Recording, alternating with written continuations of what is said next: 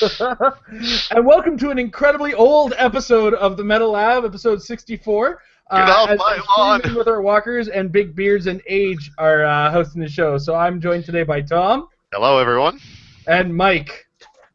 We are short our youthful J. But with that said, I want to also remind everybody that we are brought to you in part by hcrealms.com. Check out the unit section, check out the forums. It's a key point to check out for Heroclix issues.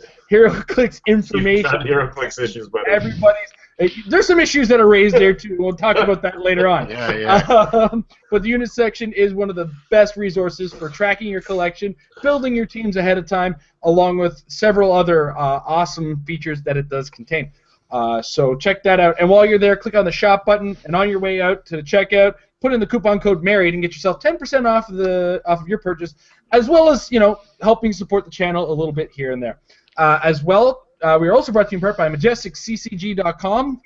Check out the Apex Insiders portion of the website. It's a premium section for some awesome articles from some high-level players. I do have an article hopefully coming up this weekend about being a player in the solo environment, as I've talked a lot so far on my articles about building a team of people, not like of figures, but building a team of people to practice with and what to do with that practice. So check that out. There's other better players as well. Paris Gordon and Easton Brock often put their teams ahead of ROCs. And they'll also, talk about their experiences at each ROC. And ROC events are usually up there first, as Patrick has an amazing group of spies working for him, giving him some information. As well, we're also brought to you in part by hcatlas.com. Once a month, you get yourself a custom map for $22 US per month, plus shipping and handling. And last month was the Exploratorium, and I forgot to look up what this month's was again. I'm the key of professionalism, as I'm currently looking it up while I vamp my way through life, and of course it's not there immediately at the front. I'll tell you guys at the end of the episode, as a matter of fact, so stay tuned and find out what this month's map is, courtesy of hcatlas.com. Alright, so now that I've gone at length about this, I want to kind of start the show on a somber note so that we can pick up the mood a little bit. There has been some unfortunate news in the Heroclix world. Several Heroclix players have passed away. Some of them are fans of our community, our local community, some of them from south of the border. So from north of the border, Phil Alderson, a very, very enthusiastic player in the Saskatchewan area, Regina area. He's very, very vocal in the GTA group as well, often involving himself in trades when he can get a chance and trying to do the best that he can to build a community here up north. He's very passionate about it. Every time we spoke to him, he really wanted Heroclix going on up north of the border, and he was really looking forward to meeting all of us again at the WizKids Open. So we are sad to hear that he unfortunately passed away this past weekend. As well, in the States, we lost another player, Maceo, also known as Mace Sturdivant. He passed away as well this past weekend. He was a player very familiar with Edward Sheldon over Dark Logos on HC Realms, and he also runs the Quarry and the Starting Over podcast. Very good friends with him, a very good player, another strong member of the community, very, very enthusiastic Heroclix player. So I just want to take a moment and remember those players as they pass away, taken from us too soon in life. So we're going to take a couple moments to remember them.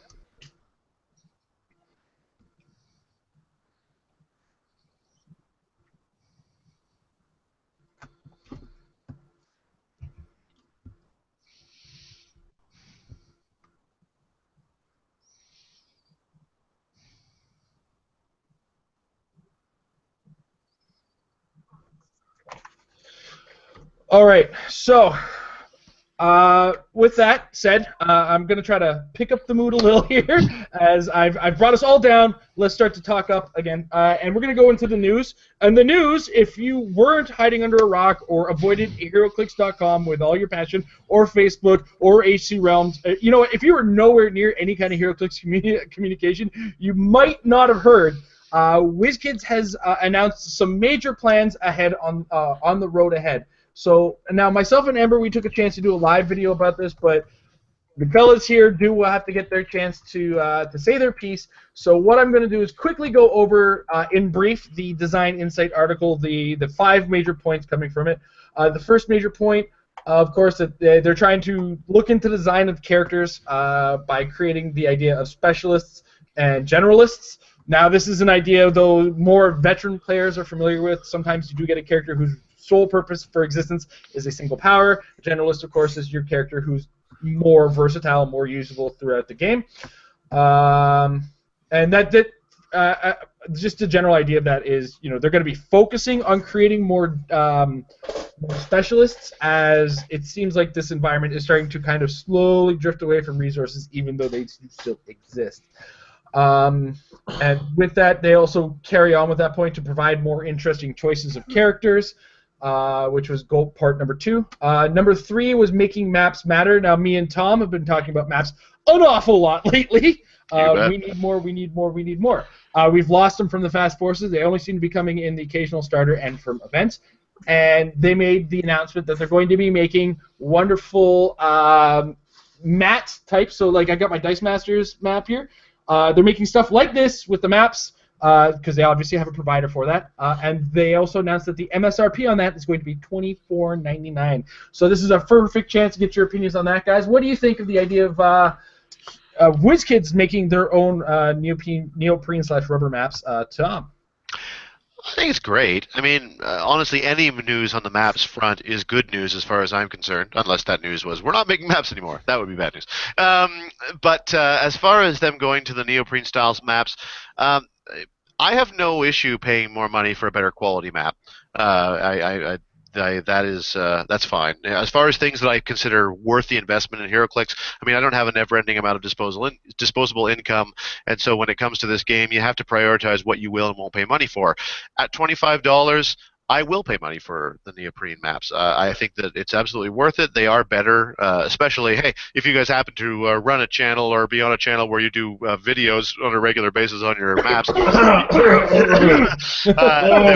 We love the neoprene maps for the camera, and anyway, they're just better for tournaments, and they'll hold together. They're just a better quality product, and it's fun to play on a better quality product. So I have no problem paying more money for the product. So what we've gotten so far is good news. The only thing I would add is that what hasn't been said one way or another has the potential to be concerning news, and the only concerning part would be because of the fact they do emphasize it won't slide across the table because it's got a nice abrasive surface on the bottom, which pretty firmly suggests that it's going to be one-sided, which is fine.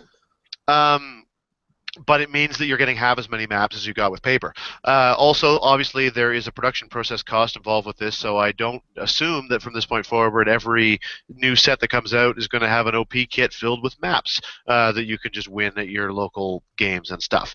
If they're going to continue to do monthly OP kits, I don't know whether they're going to amp up the cost of that so as to pay for maps that come with the OP kit, or whether they're just not going to have maps with the OP kits moving forward. We haven't really been given a statement as to how often they're going to be releasing new maps, and at $25 a piece, this is the other side of the coin of what I'm saying. I'm happy to pay for quality, but if they have so many maps coming out that it comes anywhere close to the sort of amount of map saturation we've had over the last few years, it's going to add up quickly. And I think more likely than not, that isn't going to happen because we're not going to be getting nearly so many maps. And so even if we're only getting a new map every month, every 2 months, every 3 months, $25 a month is not inconsiderable, although I will pay it for 12 maps a year, but we don't even know that we're going to get that many.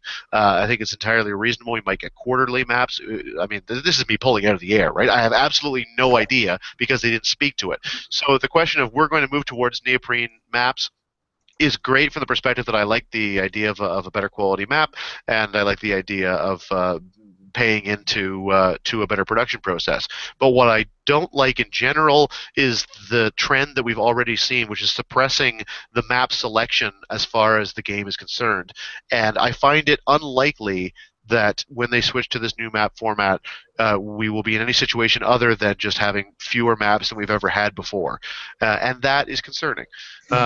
So If they go to exclusively, they also have, we don't know necessarily they're going to go exclusively to neoprene. It's possible that they'll continue to have some paper maps to support monthly OP kits, but release neoprene specials. Again, it's too early to make a judgment call on whether or not it's good or bad as an overall initiative vis-a-vis the map selection within the greater game. But what I would say is that it seems unlikely that if they go pure neoprene, we're going to have the same kind of map selection as we've had in the past, and that could stifle or at least somewhat curtail an element of the game that I've certainly enjoyed a great deal and taken a lot of interest and passion in over the years. So that's my rambling answer, but that is what I have to say.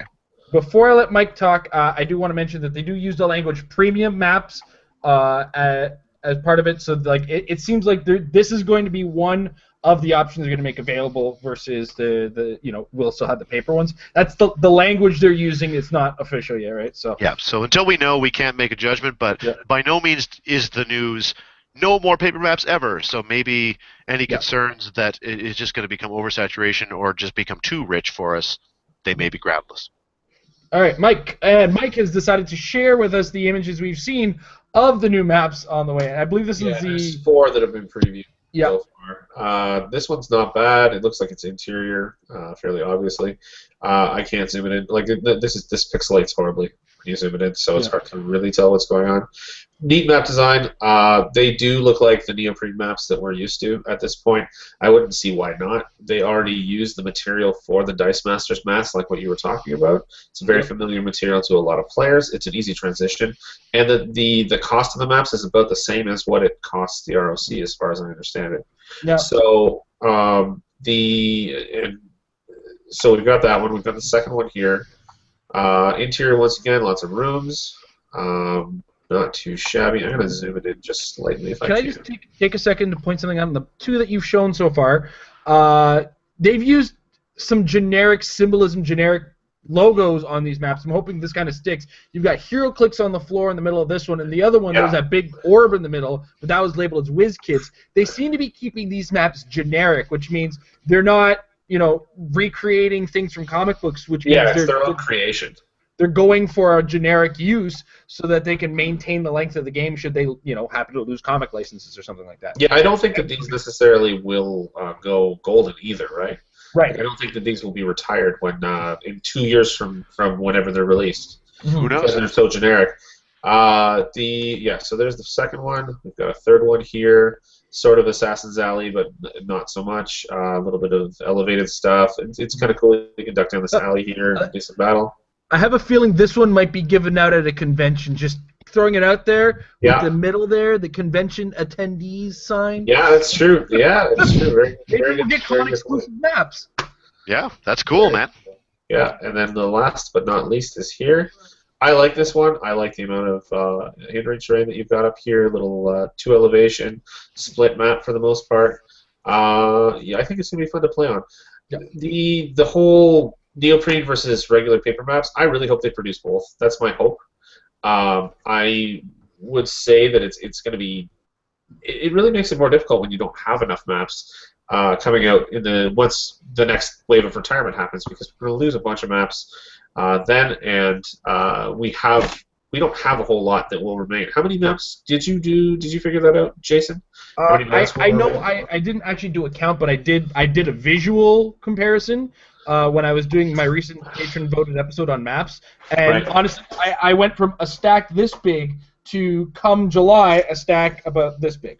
Yeah. Right. Okay. So, it's a drastic drop in maps once War of Light is gone, because we saw a drastic cut in the number of maps they gave out for Age of Ultron. Age of Ultron, they only made 2 maps for 4 months, whereas they made technically 4 for the 2 sides, and technically 12 maps for War of Light. It was a much bigger set too for War of Light. I'm hoping that with Civil War we get a lot more maps put out with it, especially since some of the maps sound like they're going to be Battle Royale-ish maps, or at least made to combine into Battle Royale maps. That'll be interesting. A lot of this game is positioning, and if you have less options for doing that positioning upon, less maps in general, it makes for a more limited game. It should. I just wanted to throw out that, since it is relevant to what you're talking about, the article also said that they wanted to point the point the design of characters more towards being a little more limited in terms of what they can do. Less of the whole just ignore the map stuff, and more selective ignoring, or just less of it in general. That was in the article, and I think that's a great, insightful thought on their part. Yeah, Yeah. it sounds almost like a reaction to Nick Fury. Yeah. Or Banshee, or or so many just people who just ignore the map for movement and smash through everything. And, yeah. I hope there's still some of it, though. I think some of it's interesting. I think that spice is good, but too much of it is overpowering. Yeah, for sure. Overall, I do hope that they put out more than they have over the last little while. So I echo your sentiments there, Tom. And so then the article carries on to goal number 4, which is clarify the language of the game, which if you've been watching the show for a long time, I think they mention specifically one of the things that I've said they needed to add to the words, though the phrasing that they use and I use is the idea of keywords. Now, this is not keywords in the sense of characters have keywords. We're talking about keywords like a certain type of rule will have. Well, we've seen it with the unique modifier as an example, right? Unique modifier takes away the sentence of so long as it's not affected by this effect already, which Amber's going to go into in an episode. Or at least it will be after this set comes out. Considering right now the clarification is there.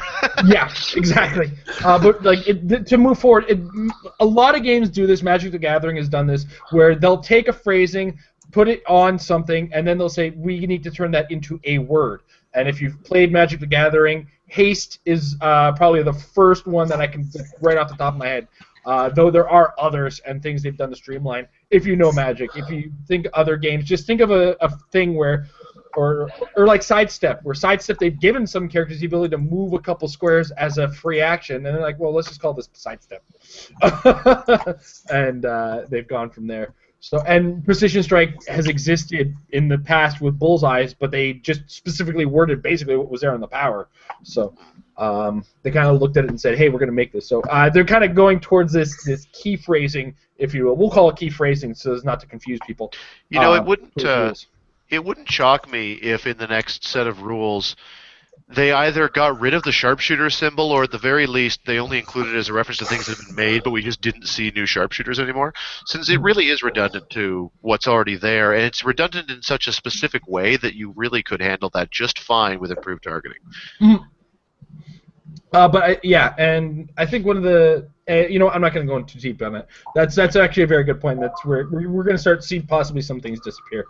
Mike, I'll get your thoughts first on the idea of key phrasing and keywording, some rules that exist. I think it's good. It's overall good. It's going to lead to more clarity when it comes to the rules, and just truncate some things a little bit more, because as it stands right now, very few players read the entire rulebook, and I would love to see a more accessible rulebook in general. Everybody reads the pack because you have to. Everybody needs to know what all the powers do, and that's enough of a learning curve in itself. And then you throw in, just general rules overall, and it gets really daunting for new players. And the whole point of a lot of this stuff is to get new players in, right? I think truncation of rules in general will help with communication to new players, as well as old players like myself, because sometimes I forget stuff. Hey, Jason, can you charge Flurry Blades? Okay, cool. Yeah. So, Tom. Agreed. I don't see any downside to it at all.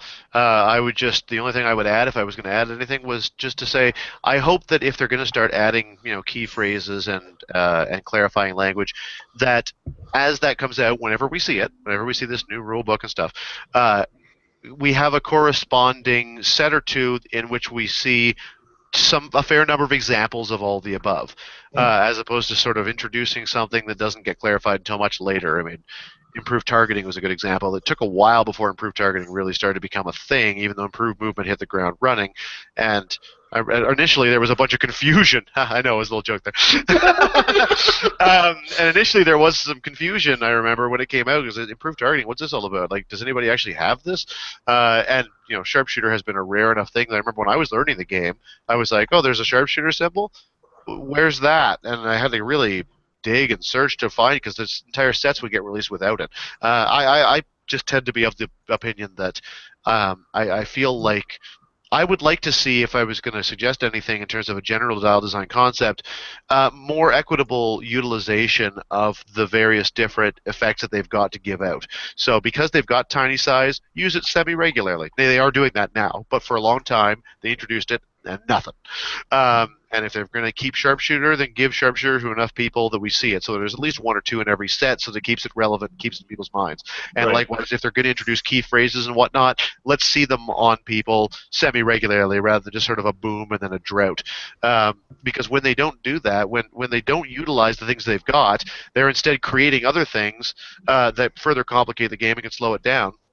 And a lot of times you get more richness by better utilizing certain things than necessarily constantly feeling the need to create new, other, more interesting things. We're going to get soon enough into me ranting about the stats on team abilities and why I think there should be more utilization on that front. But we'll get to that. Oh, Tom. Yeah. All right. Absolutely. And just, I feel like, to kind of echo what you're saying about Sharpshooter, I said the same thing a little while back about tiny size, where they actually for a while started making some characters who should be tiny size, and they weren't for a little bit, and then they brought it back all of a sudden with a ton of Ant-Man and stuff like that. I think, like, Chaos War introduced it, then it disappeared for a long time, and then all of a sudden showed up again. So we might be seeing that with Sharpshooter right now because they've just been focusing the attention on improved targeting. Yeah. So, I just figure even if you've got to go off theme every now and again within a set, just to include a character or two that keeps an effect relevant, it would be nice for it to stay relevant. Absolutely. So with that said, the next thing they introduced and was very, very polarizing. It was not well received. It was polarizing. I thought, yeah. I don't know if it was polarizing so much.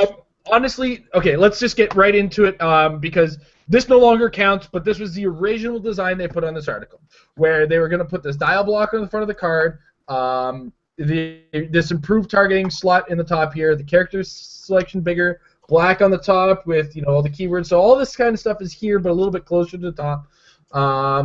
There's this black on color team ability next to. Mike, I know you're a graphic designer. Just bear with me for a bit. It's okay. So this was the initial idea. Other people can think that they have a sense of style. And people went nuts over this for their own reasons. Yeah, you guys are going to get your chance to talk about both in a second. I just want to kind of go over this. So this was the initial design. People went nuts on the internet. Then they decided to kind of offer up a compromise, and the compromise is, of course, this, where they're going to put the dial on the back of the card. You're going to have, my guess is all the special powers will be up front, so that there's going to be, no loss of them. And then a tournament rule to introduce the inability to look at the back of a card, which is also preventable with things like colored back sleeves, which already exist in a lot of games right now, like a lot of games Magic. I know I use them personally for my Dice Masters sometimes, or I play Pokemon with my daughter, so we have some extra sleeves now because my daughter is prone to spills as she's young. So this is kind of the second idea that they presented, and this seemed to calm down the masses. There are still some people making some noise about it, and they do have their opinion. I'm not 100% on board with this as it is, but I have made peace with the fact that they've made it abundantly clear they want the dial on the card somewhere. They're just going to protect it from people who aren't fans of showing it to the opponent. So I'm going to let Tom start here. Tom, go ahead. Let us know your thoughts both ways. Okay. I count myself. I hope that the internet won't form a lynch mob on against me here, but I'm going to protect you for a second. Yeah. Opinions are allowed. You are allowed to differ in opinion. You are not allowed to make fun of my guys for it. Just disagree with them. There you go. Opinions are like onions. Everybody's got some in their kitchen, and they all stink. I would think those opinions are like assholes. Don't be one. Dude, I chose not to swear. Don't be an opinion. Anyway, I count myself amongst the few that was, if not wildly for it, at least not against the idea when it was first brought up of having dials on the cards. I was thinking about it. Honestly, at first I didn't know what to think about it because it hit the ground running and the internet exploded. Or at least our tiny tiny little corner of the internet exploded with reactions on both sides and quite a bit of mudslinging and quite a lot of negativity. And I don't just mean negativity as in negative reaction to the post. I just mean negative opinions. Period. People who liked the idea were not expressing it with enthusiasm. They were expressing it with venom against those who were against it, and those who were against it venomously. And it got very ugly. And so I kind of wanted to take a step back from it and collect my thoughts. And what I came to the conclusion of was that I liked elements of it and didn't like elements of it, and it would have represented a fundamental shift in the game. I think that we all can agree on that.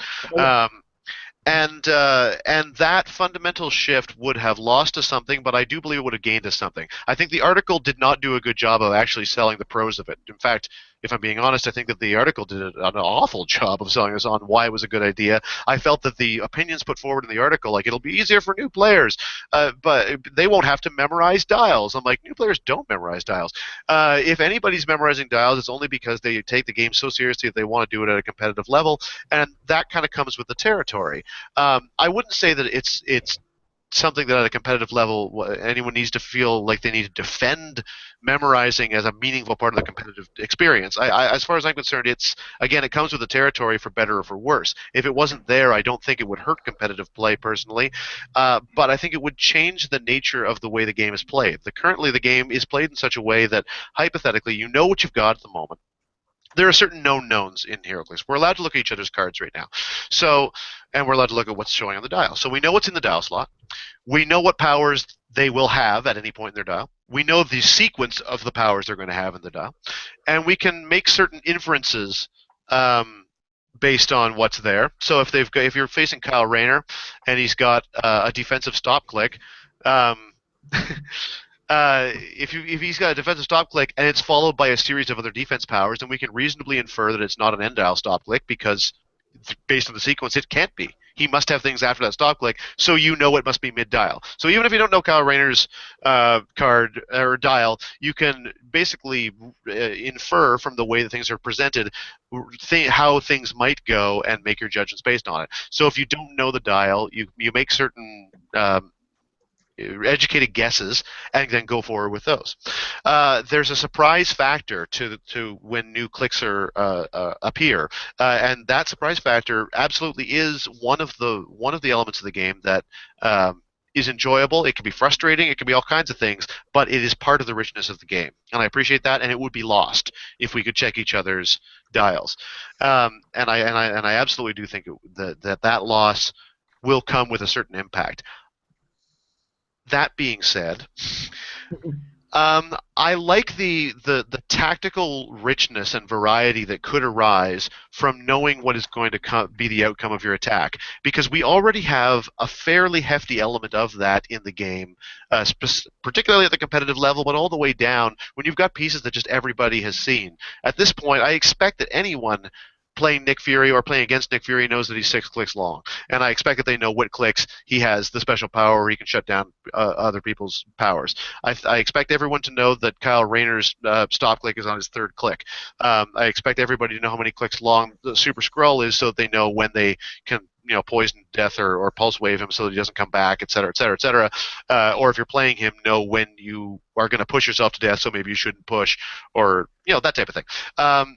And I think that the game rewards people for that knowledge, but that knowledge is not necessarily it's kind of a false elitism, because I think that if everybody was armed with that knowledge, then everybody would have an equal capacity to play tactically and to be able to more deeply consider the ramifications of different types of actions they could take. I know that in your response video, for example, Amber at one point said, we're going to see people perplexing down their defense, and I was like, yes, I can't wait to see that, because I think it's really quite cool, and I've already done it, and I've seen people do it. It's not like it's never happened before, but it's only happened in the event that people have already done their homework. And as far and I can appreciate that doing your homework is valuable, but I don't think that it's absolutely essential that we leave people to do their own homework. Let them be there, able to make that decision in that moment based on the options that are presented to them, and figure out what they want to do. I feel like losing a certain amount of surprise is kind of like losing a certain amount of chance. Where surprise is involved, there are chances involved because you don't honestly know the outcome of what you're going to do. So you lose a certain amount of chance, and you gain a certain amount of tactical strategy. And I am more interested in the tactical strategy element of Heroclix than I am in the chance element of Heroclix. And that's why when I first saw the idea and I thought about it, I thought, I don't think this is a fantastic idea that I'm totally behind, but I don't think that this is an idea that's going to kill the game. If anything, I feel like this is something that in the long run is going to enrich the game after a difficult transitionary period and an awful lot of belly aching. As it is, there was an awful lot of belly aching. So much belly aching, in fact, that they felt the need to turn around within a day. There's something to be said for not really giving any opportunity for people to cool their heads. I did feel like it was a really fast turnaround, and there was a lot, when they turned it around, and then up on HC Realms came a posting that says, "We won," and I thought, who's we? I didn't win. But it's not. A lot of there's no doubt that more of the community was against it than was for it. There's certainly of the people that spoke out. If you can use that as a fair representation of the average, which I honestly do feel you can, because this is a vocal community. If there were lots of people who were in favor of it, we would have heard a lot of people saying they were in favor of it. Instead, we had a few voices saying whatever, and we had a few voices saying this is a good thing, but we had an awful lot of voices saying this is too drastic a change to the nature of this game. There were absolutely some valid arguments made against it. I agree that there's a time element, that it will almost certainly mean longer turns. That's already a concern in this game, and it's already, I think, something that we've talked about before. It would be nice to have some way of addressing, but I don't feel that it isn't reasonable to add something that could extend turns while simultaneously introducing some way of limiting the capacity for the game to be slowed down. Anyway, I'm kind of getting off track. The point that I'm trying to drive towards is that I wasn't opposed to the idea from the get-go because I felt like it did offer up a change to the nature of the game, for which there were some pros in the element of strategy and tactics that I prize more so than other things. And I can see arguments on both sides, and so it's not. The fact that it's not happening doesn't actually disappoint me in any way, any more than if it had gone forward, I would have been disappointed by that. Honestly, I could take it or leave it, but I did not subscribe to the venomously negative reaction that I saw a lot of people throwing towards the idea, and I don't like the idea of becoming venomously negative towards people who harbor an opinion on the other side. I don't think that's not good discourse. In this case, it seems like the majority won, and the majority should win. I mean, you will get into we don't have to get into the morality of whether or not a game actually owes its players anything. That's a whole other argument. It would be wonderful not to get into it. But there is something to be said for trying to best serve the community of people that have formed around a thing that they really like, that you've given to them. And in this case, the majority of the people said this is not a change they wanted to see, and WizKids reacted accordingly. And I think that that's cool. I just don't count myself amongst the number that would have been horrendously against the idea had it gone forward. Do you want me to speak to the compromise thing? Or have I blabbed long enough? The compromise thing I think is cool for different reasons as well. I'm if anything more interested in the tournament rule that you can't check the other side of the card, because that's again opening the door for possibilities beyond just putting the dial back there. There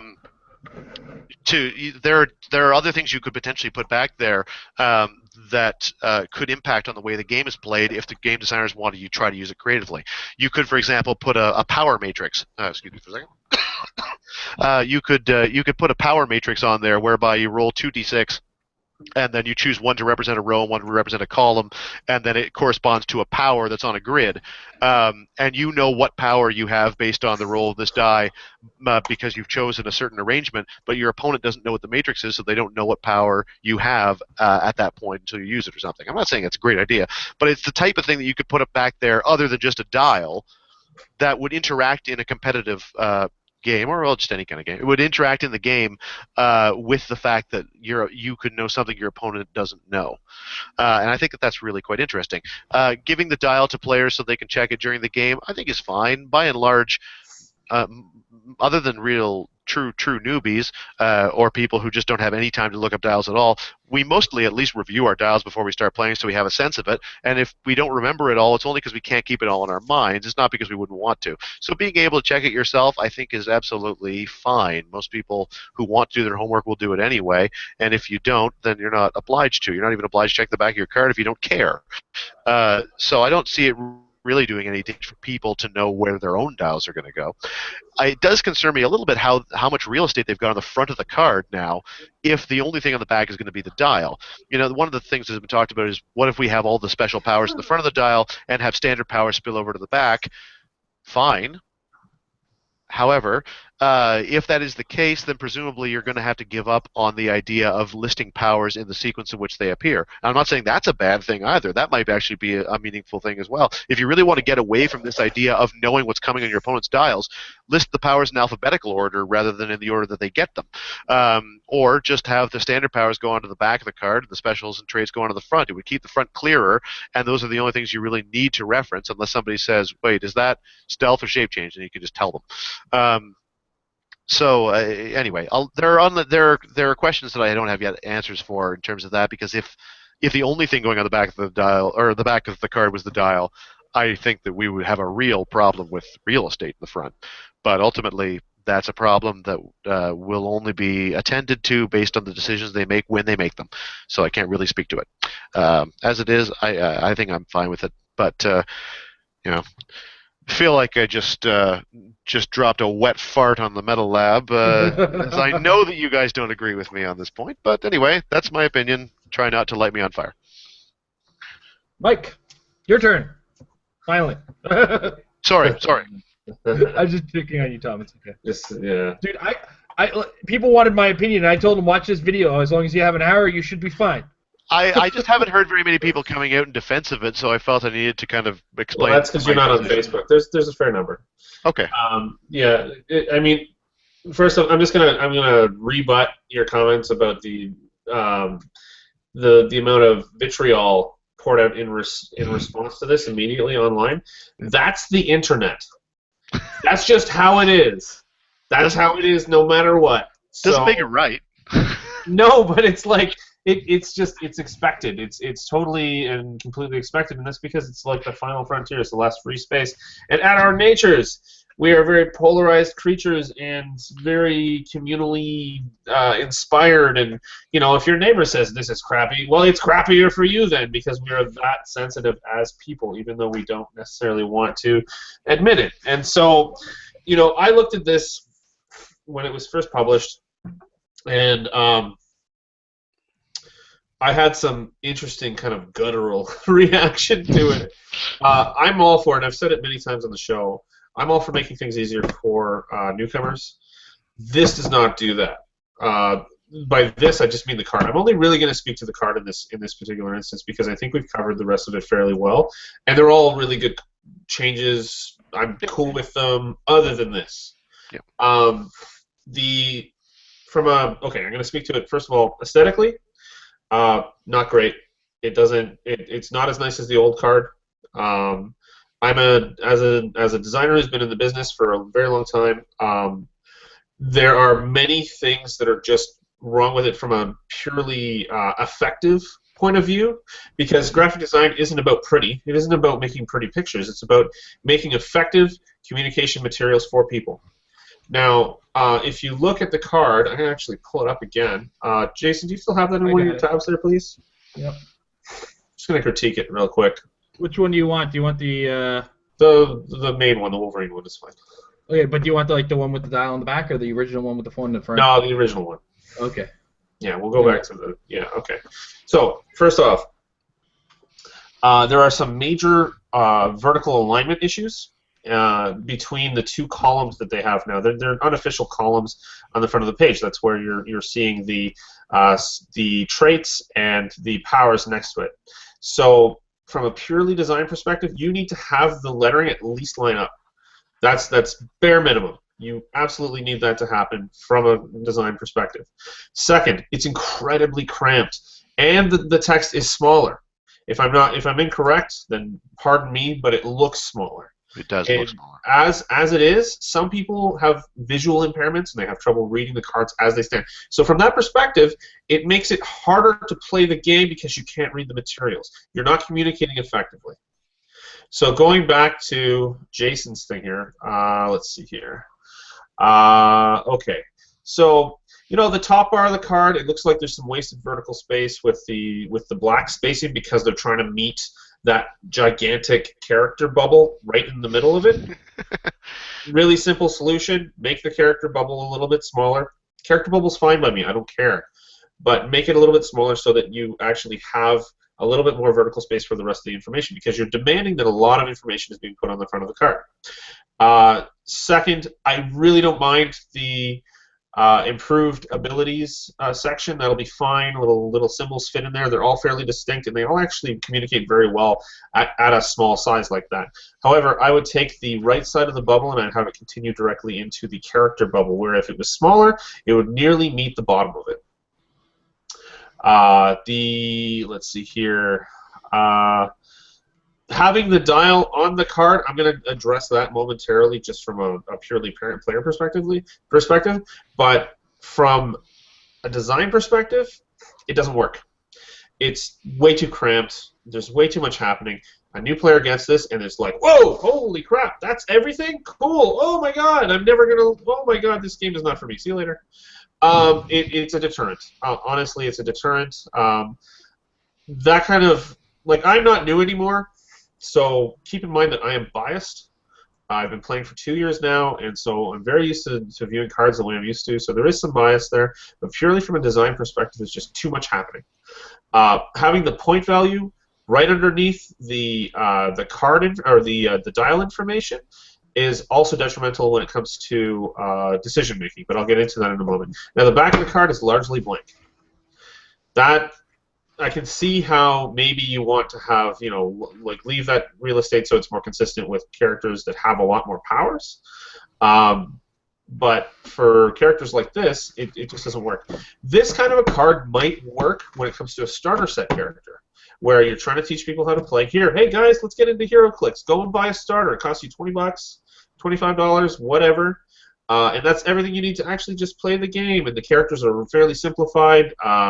And you can take it and run. And actually, those characters in many starters in the past have been fairly powerful too. So they're you can take them into your first few constructed and do okay and lose a lot. I mean, generally you're going to lose a lot anyway at the beginning of the game, at the beginning of playing the game.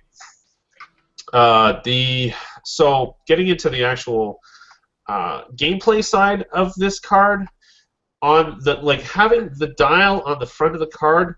As Tom has said before, I'm going to say the opposite of what he said. Essentially, it doesn't communicate a dial to a newcomer very well, and for any of us, I guess, who play the game competitively, it totally changes a lot of the strategy of the game. Period, because it is currently illegal to click through someone else's dial, even at the beginning of the game, to look at their powers, because that's part of the mystique and part of the mystery of the game. And yes, memorizing of dials comes into play. I don't memorize dials. I barely memorize my own dials. I've done fairly well in the game. Take that as an example, okay? You don't necessarily have to memorize dials to do fairly well at a competitive level. You have to believe in yourself and in your team, and roll through the tough stuff and get to the good stuff and position well, because this game is more about positioning than it is about what's on the dial in many cases, in my humble opinion. This is a game, but by putting the dial actually physically on the front of the card, you are effectively taking away a huge portion of the strategy it makes the dial, the dial on the character practically useless, other than just tracking which click you're on. And it also, excuse me, sorry, I'm fighting a bit of a cold. It also means that all you're doing is you're playing an advanced version of chess in comparison. Yes, we've referred to Heroclix as superhero chess, but in my opinion, this is a much more complex game than chess. Not to say that chess is any less difficult. It's very, very difficult, and very, very few people can actually play it at its higher echelon levels. Or, for instance, it is recognized as a sport by the International Olympic Committee. That's how serious a game that is. But this game is more complicated in many ways, in my humble opinion. Keep in mind, that is my opinion, and, I welcome rebuttal personally. Just try not to be a jerk. Tom. Tom. Now, let's look at the... Jason, are you there? I'm here. Okay, can you switch over to the other card, please? Yep. Now, I'm just touching the tip of the iceberg on my previous comments because we've gone over this over the weekend. I was involved with Howard Brock at the ROC and reposting some stuff on Facebook, trying to get people to actually sign this petition that went around because that was like, it's an absurd change. So anyway, 24 hours later, we come to this card. The fact that that WizKids had it in themselves to go, wait a minute, maybe we made a mistake. People are telling us, people who play this actively, maybe even more than we do, maybe, that we made a mistake, and this is not a good thing, caused them to actually make a change. Now, that to me shows that a company actually gives a crap about what its players are doing, and most companies really don't. They'll just take their own directives and they'll be like, oh, okay, this is more money, so let's go in this direction. Blah blah blah. We'll change the game. Yeah, we'll lose some of our original base, but we'll end up expanding it into new characters, etc., or new not characters, but new players, etc. That's not what that would do. Just for the record, the previous card. But anyway, they made a change that would potentially. I view it as a compromise. It really is saying, okay, well, we're not going to put it on the front of the card. We're going to put it on the back of the card, and you can't look at the back of the card. I mean, your opponents can't look at the back of the card, but it's still there for you as the active player to reference. So, the good and the bad. So the good is, yeah, your opponent can't look at it. The bad is that it does change the way we track our own characters and how we're going to decide to push or not push or whatever, how close we are to the end of the dial. And in many cases, we don't necessarily memorize dials, as I just said a few minutes ago. Outside of the few savant players who have memorized every single character that has ever existed, Jay. But yeah, okay. So I'm happy with this. The fact that they responded so quickly makes me happy as a player and as an active person in the community. There are a few things that I would do differently. Once again, making the character bubble smaller so that we have a little bit more real estate vertically there. I can see the spacing issues aren't completely resolved. I think that having your traits and special powers on the front of the card and then having your regular powers on the back, you don't even need to write anything next to them. You can put symbols because everyone has a pack. You can just put the symbols there in order. For instance, you could do them in the way that we read. We could do them from left to right, like this, in a row, going down, just little bubbles, if you're really concerned about spacing overall. In fact, you could make them bigger, make them more obvious for people, make them a little bit more accessible in that way, but make the card communicate a little bit better than it does now. This is a good start. I also appreciate the fact that the point value is on the back, because it means that someone's not going to go, oh, can I see your card? Oh, that one's worth 50 points and he's on his 4th click. That probably means he's almost dead. I'm going to go ahead and snipe that, and then I'm going to turtle for the rest of the game. It also means that, because they can't actually look at the back of the card at all, it means that, excuse me, I know I'm ranting here. It means that they cannot, I guess, effectively make decisions surrounding, well, this person is on his second last, or this character is on his second last click, and their other character is on their third last click. I'm going to use the light object on that one, and I'm going to use the heavy object on the other one. I don't like that. That to me is slows down the turn, first of all, to make that kind of a decision, and secondly, takes away some of the chance. And I like the chance. I like the thrill of, yes, oh my god, that actually made it through. That's all I needed is that 6 damage and that guy's dead. Or in the pregame, for instance, 7 damage and Proxima was no more. That's because I knew how many clicks Proxima was. It's a Yeah, choice I that know I've that used you her knew before. that. I know that you knew that. I know I'd used her before, but for what it's worth, I knew how many clicks all of Mike's characters had, and it did influence on my ability to strategize in the game. And it wasn't like I only knew it because I just happened to remember it from having seen them before and stuff. And it's pretty easy to keep some of that information in your head. For you. I wouldn't say that I was playing the game kicking myself, being like, man, I wish I didn't know these dials. It's really cramping my style. For you. Yeah, exactly. That's Dude, why, I don't retain dial information in that way. That's why it's an opinion. I just don't. I don't do that. My point is that this is my perspective now, right? You had your chance to talk. It's my turn to talk. There. Are you Anyway, done? purely visually, they can do better. I hope they do better. The end. All right.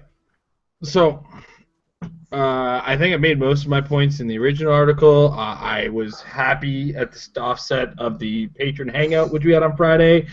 I still stand by a lot of what I said, and yes, Halo Action Click still sucked. It was a bad use of an example.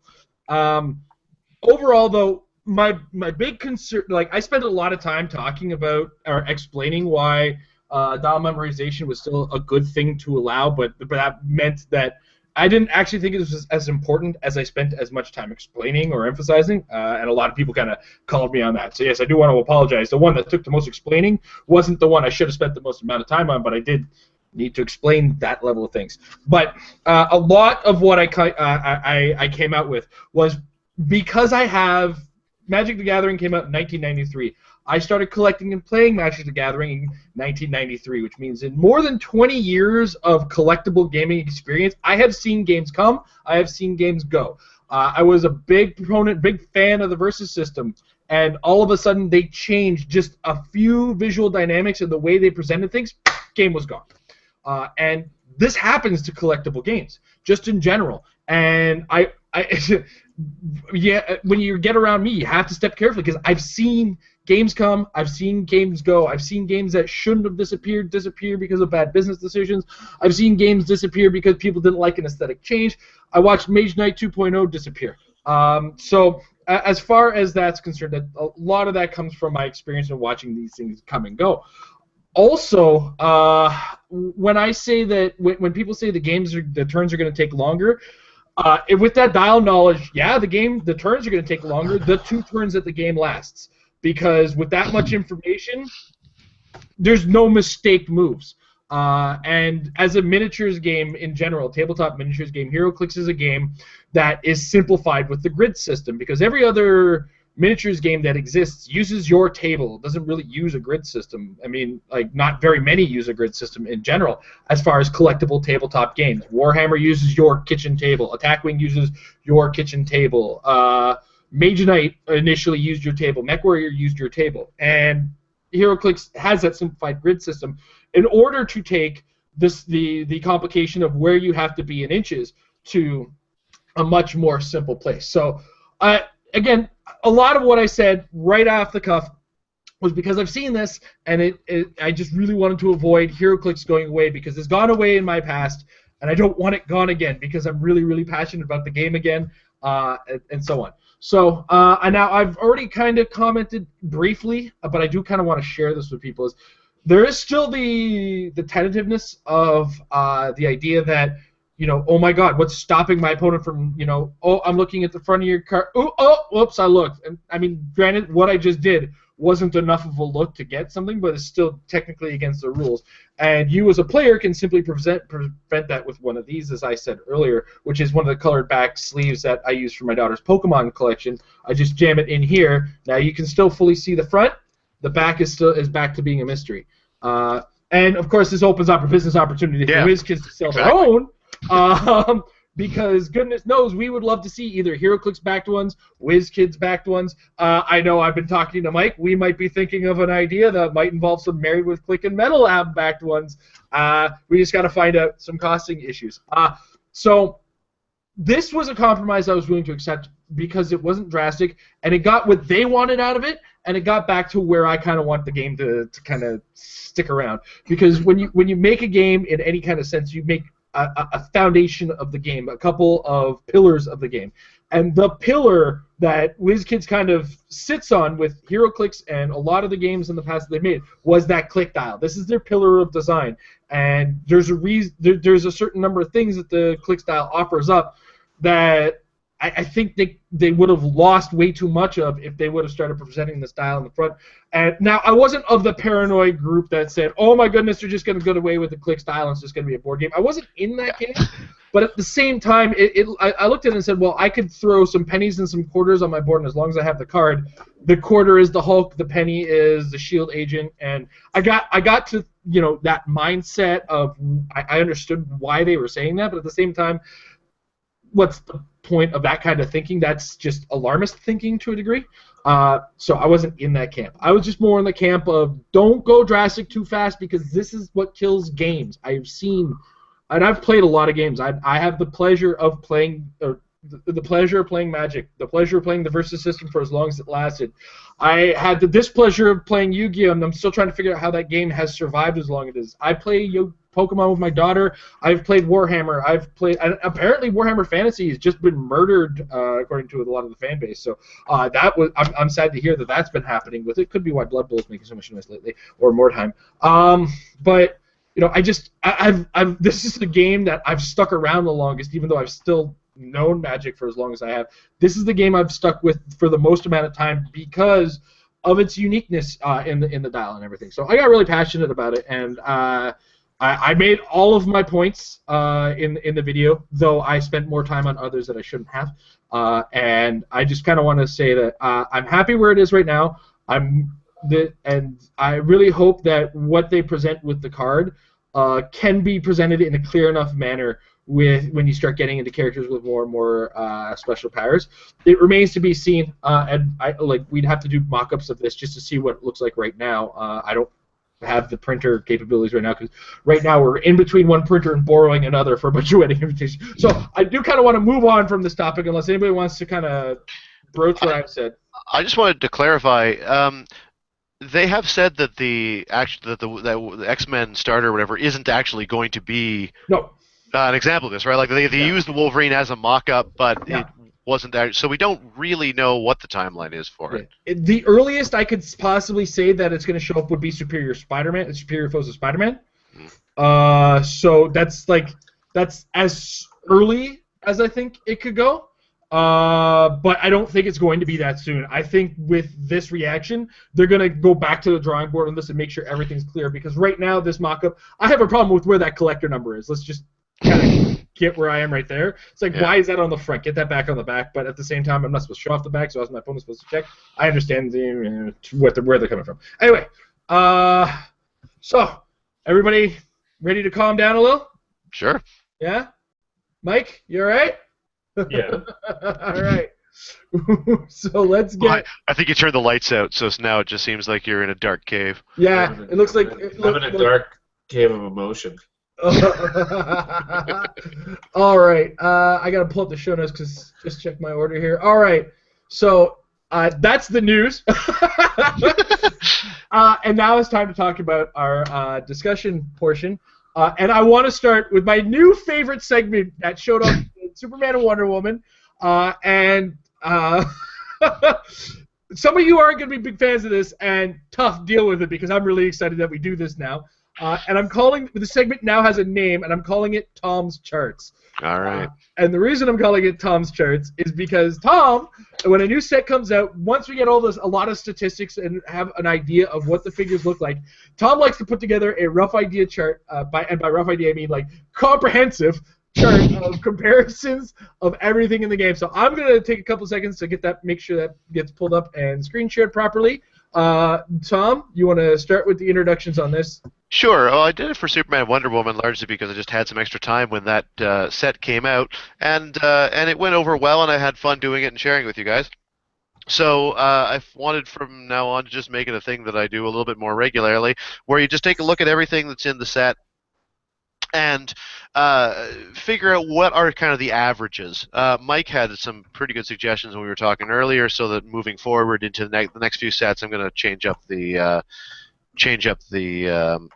way in which I'm looking at myself now on screen. It's very uh, but change up the way some of this is presented so that there's a bit easier comparison. But the idea is just to look at everything, figure out what are the keywords, what are the team abilities, what are the values, what are the powers. I'm really just interrogating, when it comes to values and powers, we'll get there and I'll explain, but I'm really just interrogating the first clicks of these pieces, largely because I don't have the disposable time to just do every single click, and also it's a little bit more meaningful because you never really know what click you're going to land on after you exit your first click, and to what extent will that information really be handy. So we'll see if we can introduce that later. For now, let's just get to the basics. So is that enough vamping? Can we start up? Let me just make sure that my screen is the main screen. All right, you're good, Tom. All right, so I see team abilities is up, which is cool. I think that's actually page 2, but it doesn't really matter. It's good place. Sorry. All right. These are the top 12 keywords, each named and generic. This basically is just exactly what it sounds like. How many keywords? You can't really perfectly see the legend along the bottom, but in both cases, that Trinity is sitting at about 5, all the way up to Justice League, which is sitting at around 22 or 23. And similarly, Mystical is also up there to around in the mid-20s, down to Soldier and Deity that are around like 3 or 4. So in terms of the keyword layout, as you can see, obviously the Batman and Superman keywords dominate with Justice League, Metropolis, Kryptonian, Gotham City, and Batman Family. Those are all keywords that almost every Batman and Superman have, as well as there's a lot of Batman and Superman supporting characters in the set, so fair number of keywords to be found of those varieties. Metal Men and Doom Patrol being 2 fairly major sub-themes, both have a fair shake, but as you can see, once we're getting down there, we're now down to less than 10 pieces in the set that have these things, even as we go down towards the bottom. So with Amazons and Gotham City Underworld, Secret Society of Supervillains, we are getting some new ones, but it's not huge quantities. In terms of big impact, a lot of Justice League, and that goes well with the fact that obviously we're getting ID cards for them, a lot of the Batman, Superman type keywords. On the generic side, they told us there'd be a lot of Mystics, and there aren't a lot of Mystics as far as team abilities go. We'll get to that in a second, but there certainly are a lot of mystical characters as far as the sub-theme goes. So an already strong generic theme gets stronger. To speaking of strong sub-themes, Robot, lots of those. The future one is a little bit almost misleading, because remember that every KC character has 2 dials, and so I'm counting them twice because those are 2 distinct figures that you could have, and so all the KC characters times 2 are filling in that future slot. So it is true that we are getting a lot of future, but we're getting a lot of future largely all bound up in the chases, which we don't expect everybody's going to be getting an awful lot of. And then we go down, Scientist, another strong one that gets more, but some of the other ones that we've seen be strong of late, things like Soldier and Animal, they're there, but they're not in great quantity. So I don't know. Do you guys have anything to add on the keyword page? Not really. I mean, as I said before, I think it'd be great if you butted them up so that you could actually see the difference. Mm-hmm. I'm happy to see much Mystical. Sad to see so little Soldier. Yeah. I knew you would it's be. a little, and the deity, I thought there would be more deity, to be honest. A little bit more deity. Although I'm happy about the future. Mm-hmm. I'm happy about the future, too.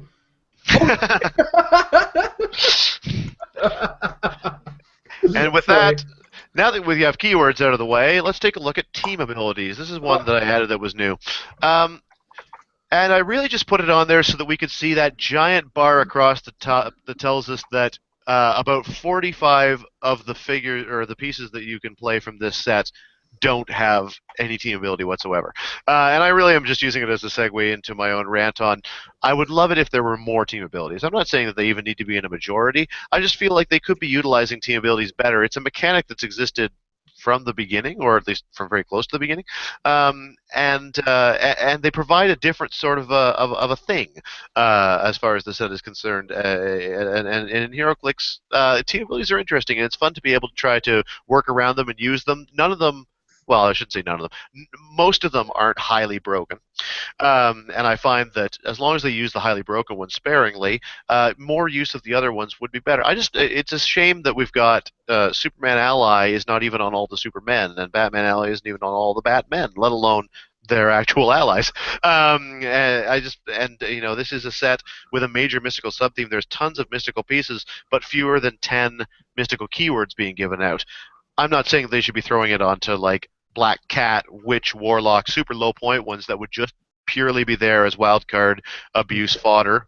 But I do think a few more of them would do more towards kind of amping up that sub-theme.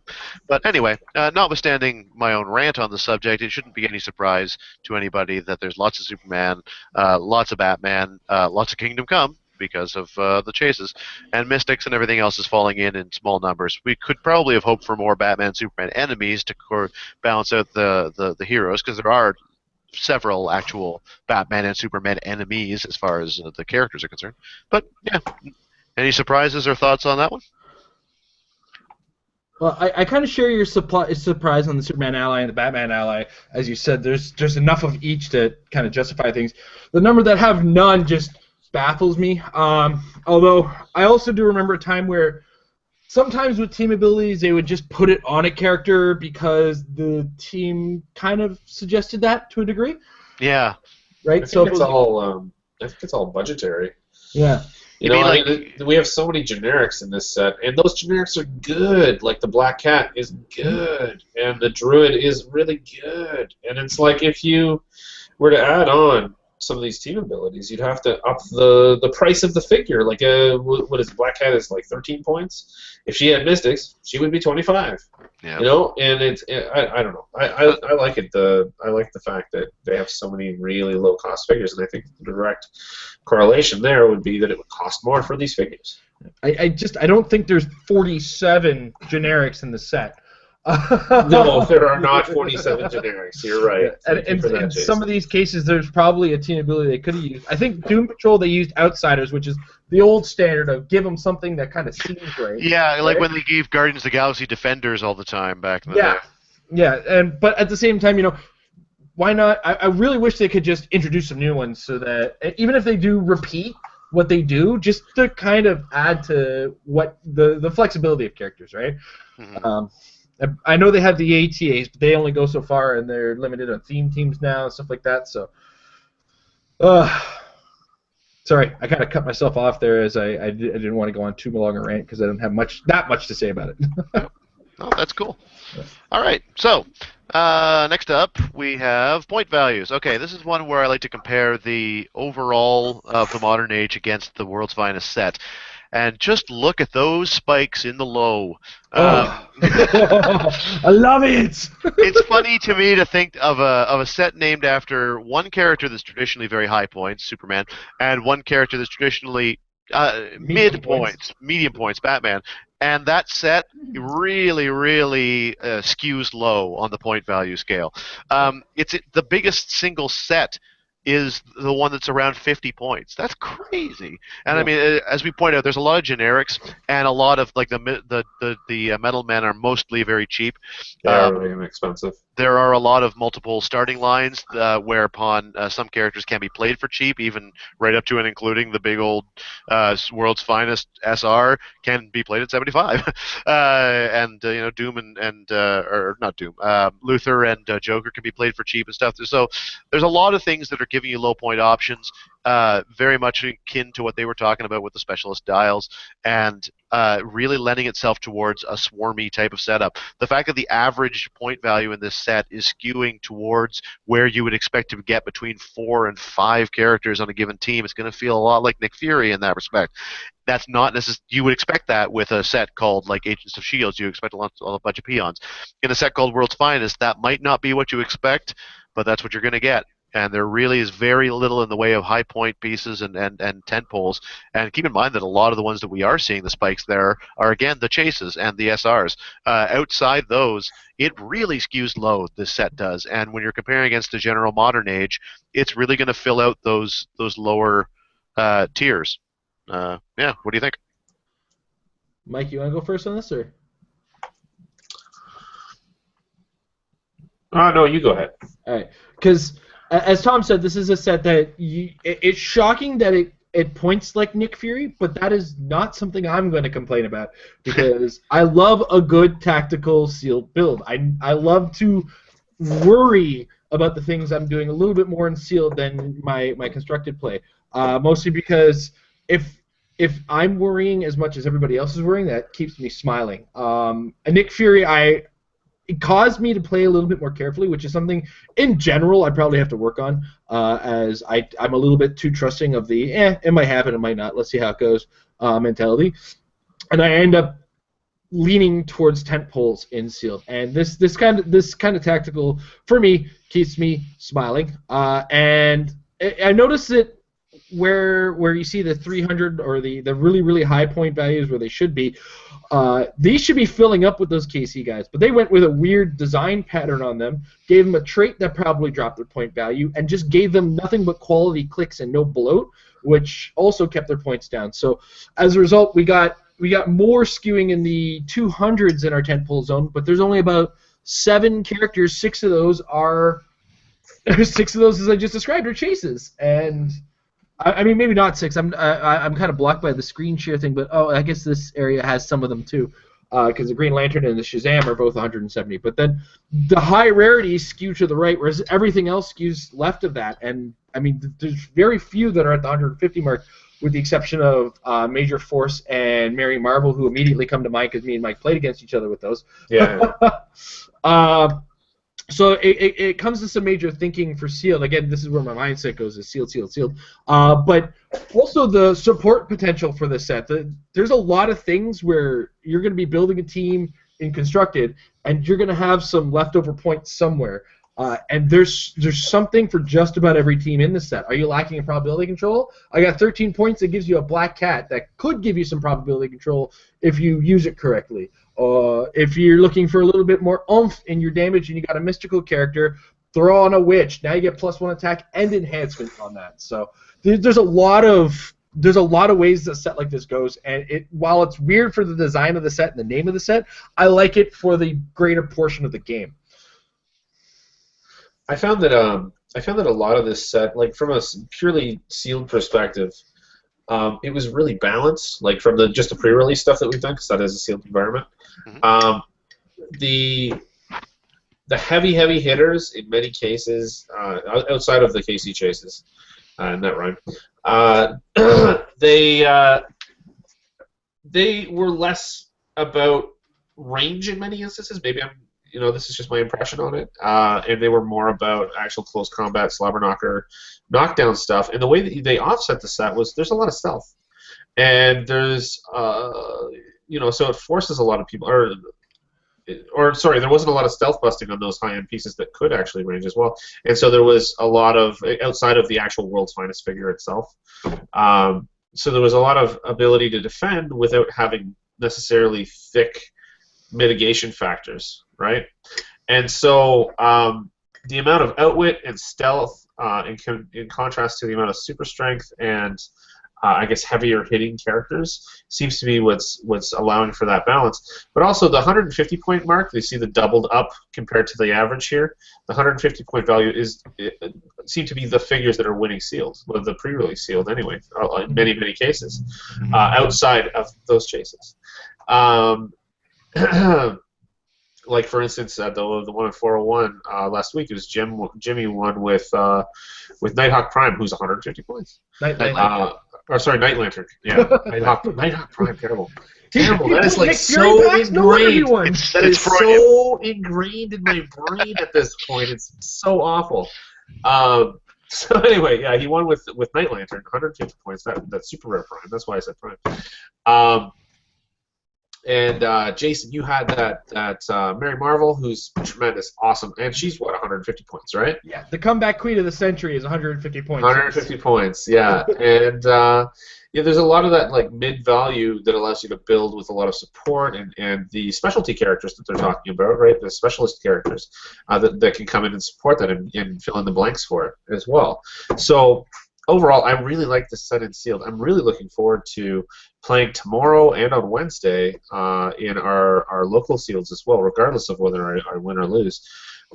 Just to see how people are playing and what they're playing, and I just love this set. I think it's a really really great set overall. I've looked at it in depth, and I've come away very very satisfied. Even though a lot of the characters I don't necessarily know, I was very happy with Metal Man, of course. But I think that we'll get into that in more detail with I believe next week's show when we do a full breakdown.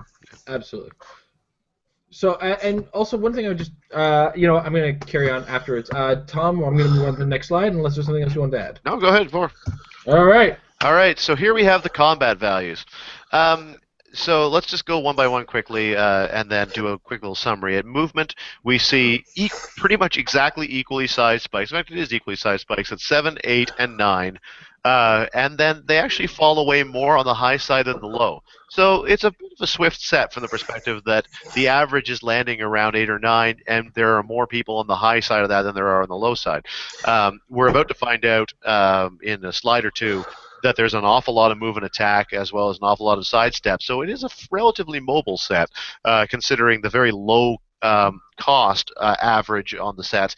You're not seeing really low movement values. Now, as for the attack values, you may recall that when we looked at Superman, Wonder Woman, we were living with 10 and 11 being a lot closer. There were more 11s, there were more 12s. This one is skewing a bit low, although it's worth noting that I think it's amazing that the average is actually skewing slightly above 10 for a set that is predominantly figures at quite low costs. The average value for this is lower than most, and yet we're still looking at averages that land between the 10 and 11 attack values. It's really a statement on the times that we don't kind of gone are the days that just because you're low points you don't have a decent attack or defense value. You may not be able to maintain it. You won't necessarily have a lot of clicks of life, but most characters can attack, and it makes sense to compare the attack and defense stats relative to one another. Once again, with defense, we've got 17 is obviously the overwhelming average, and slightly more on the high side of that. So again, your average there favors 17 plus, and your attack value favors 10 plus. For anyone who knows the basic math of Heroclix, you'll notice that this means that the average is pretty much landing right at a difference of 7, which is more or less your parity roll when you're rolling 2d6. It's actually slightly above 50% chance to hit 7, but they very much are designing for parity. And you could almost overlay the attack chart over the defense chart and see how close they come to that. However, you would find that it slightly favors attack over defense. And considering that even parity slightly favors attack over defense, it is kind of an attacker's set.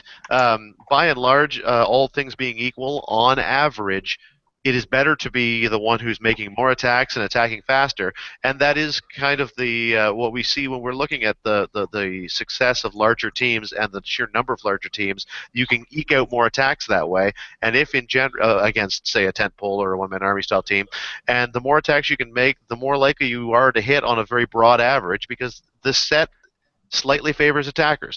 The dice already slightly favor an attacker, and also there's the practical fact that making more attacks means more opportunities to deal your damage, and the numbers bear it out. It is slightly better to be an attacker in this set than to try to hope your defense won't be hit.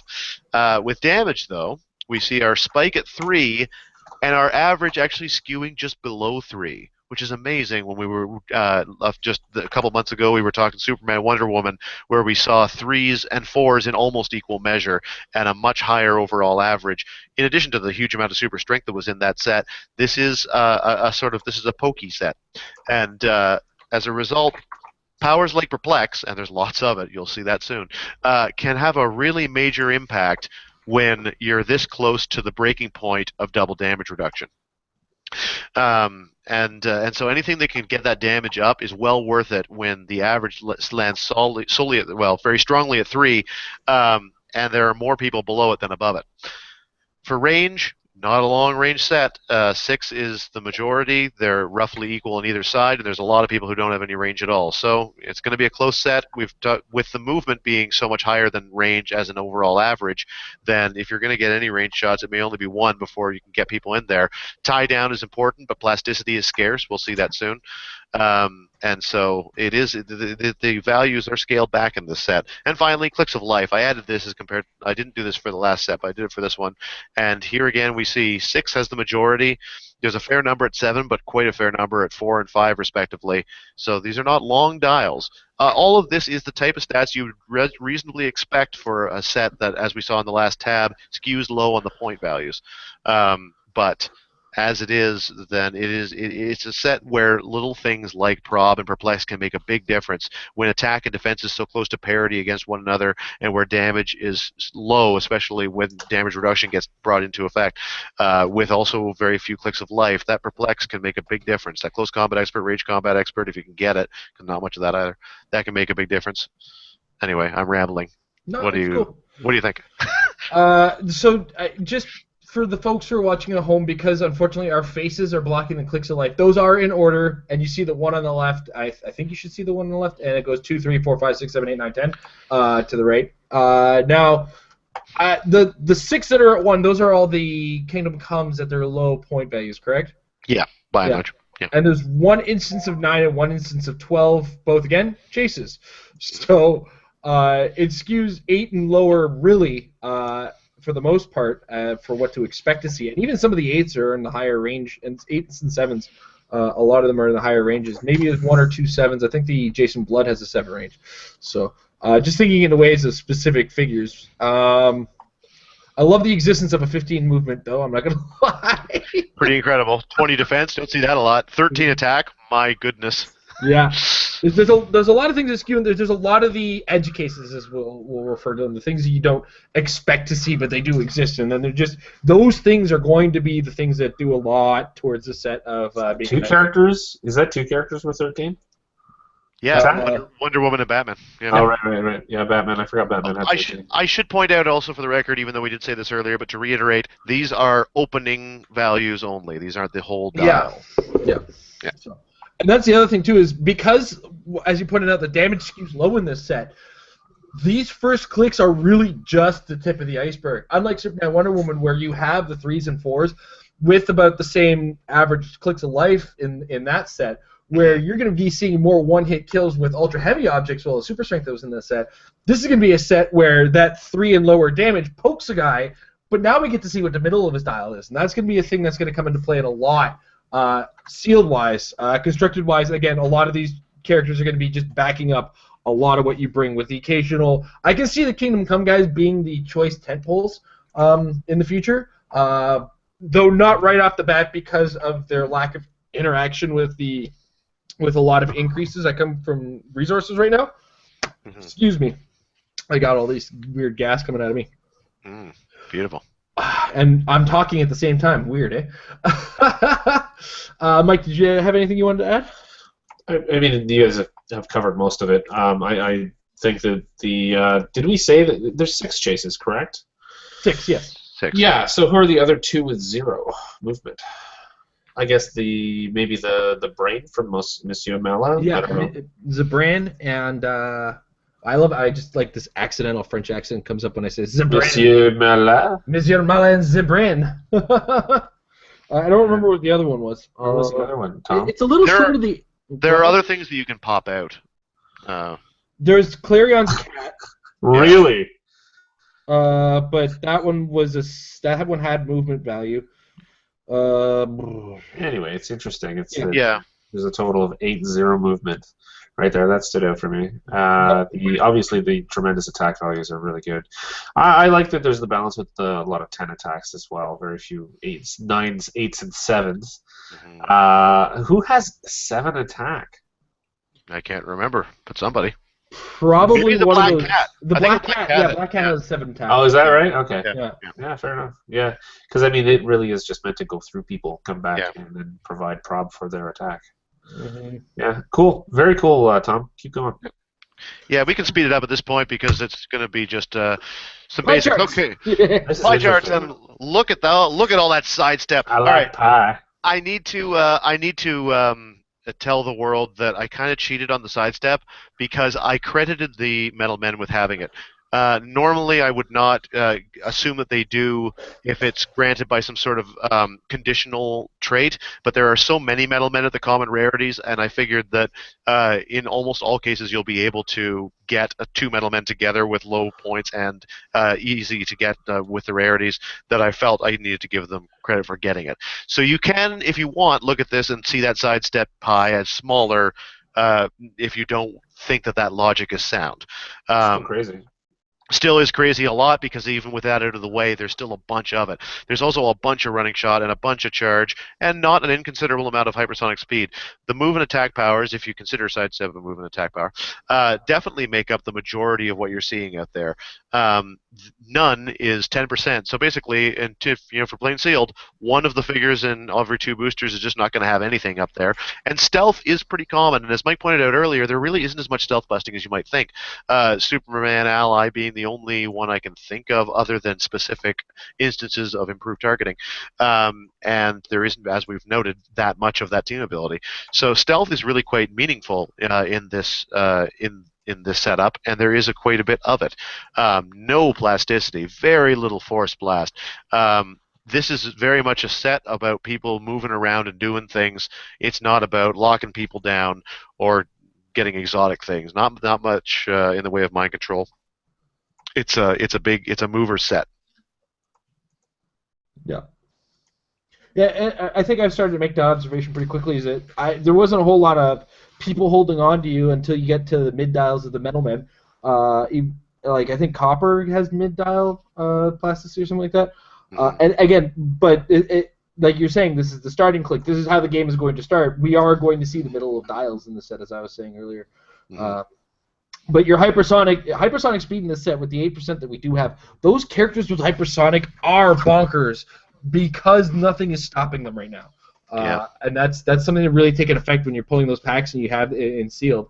If you have somebody that even gets hypersonic somewhere on their dial, they're probably a keeper on your team because of the way the set is built right now. Mike? Yeah, it's just bonkers. I mean, the amount of sidestep in itself is just boggles before. Lots and lots of stealth. It's a stealthy set overall. The charge running shot balance looks about right, and let's see, more hypersonic than I think was in the last pie chart we saw. If I'm incorrect, please do correct me, Tom. The last set that you put together for Superman Wonder Woman. Superman Wonder Woman, I can't exactly remember, but it was similar as far as the percentage. Yeah. There's definitely more phasing. Yeah. There's a lot of phasing in this set. Well, the 10% with none is kind of astonishing in itself too. That's a lot of characters without any. Oh, you just wait until he hits the space bar. Or mouse rolling. And here it is. Boom! Yeah. 1/3 of the set doesn't have an attack power. That is pretty amazing. We're going to see when we get there that Outwit is not everywhere, but Outwit is relatively plentiful with this set. Yeah, and I think it's meaningful as we're making our way along to note how many characters have a none on their values. That means that Outwit is going to be even more impactful than it might otherwise be, because if you've only got 2 powers to begin with and one of them's gone, that's 50% of your powers. Amazing. Well, as you were pointing out before, the precision strike percentage is so incredibly low as well. So if your name isn't Batman, you don't have precision strike. And I should point out, for the record, that if you've got I didn't include pick-a powers in this because it seemed irrelevant to just increment everything up by 1, and technically you don't have it until you've picked it. So I did ignore things like Metallo, but again, they are very few. I don't know if... Man. Sure, there's a couple examples, but they're very rare. Precision Strike, 3%. Pulse Wave, absent from the pie chart. Poison, less than 10%. Quake, 2%. Smoke Cloud, 2%.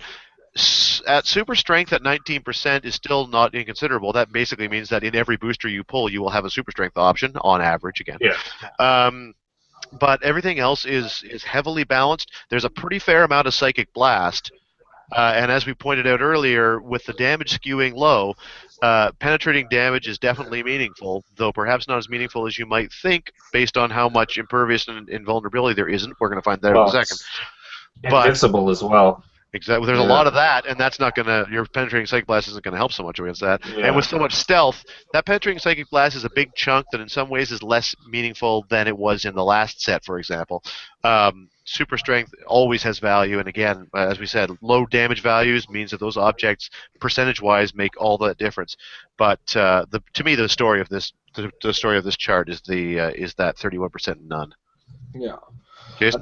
That's huge. That I almost pooped myself when I saw that. It was like that's almost no attack powers on a lot of the characters you're gonna be playing, and then like the low percentages on most of these, with the exception of super strength and penetrating psychic blast, like we already discussed. There's not a lot going on right off the top. You got to really look into those dials deeper right now. It would seem. And the power of Metallo and Element Man is there as far as flexibility, but Element Man being a rare, Metallo being a super rare, that's used on the high rarity part, which, though in the bigger sealed tournaments you can count on showing up, you can't count on having. Absolutely. No. Right. All right, onward. Next up, defense powers. Okay. 31% have willpower. I should clarify once again. I count Indomitable, and I count Quintessence, and I count anyone with trade. I also count anybody who has traded powers when I'm considering these charts.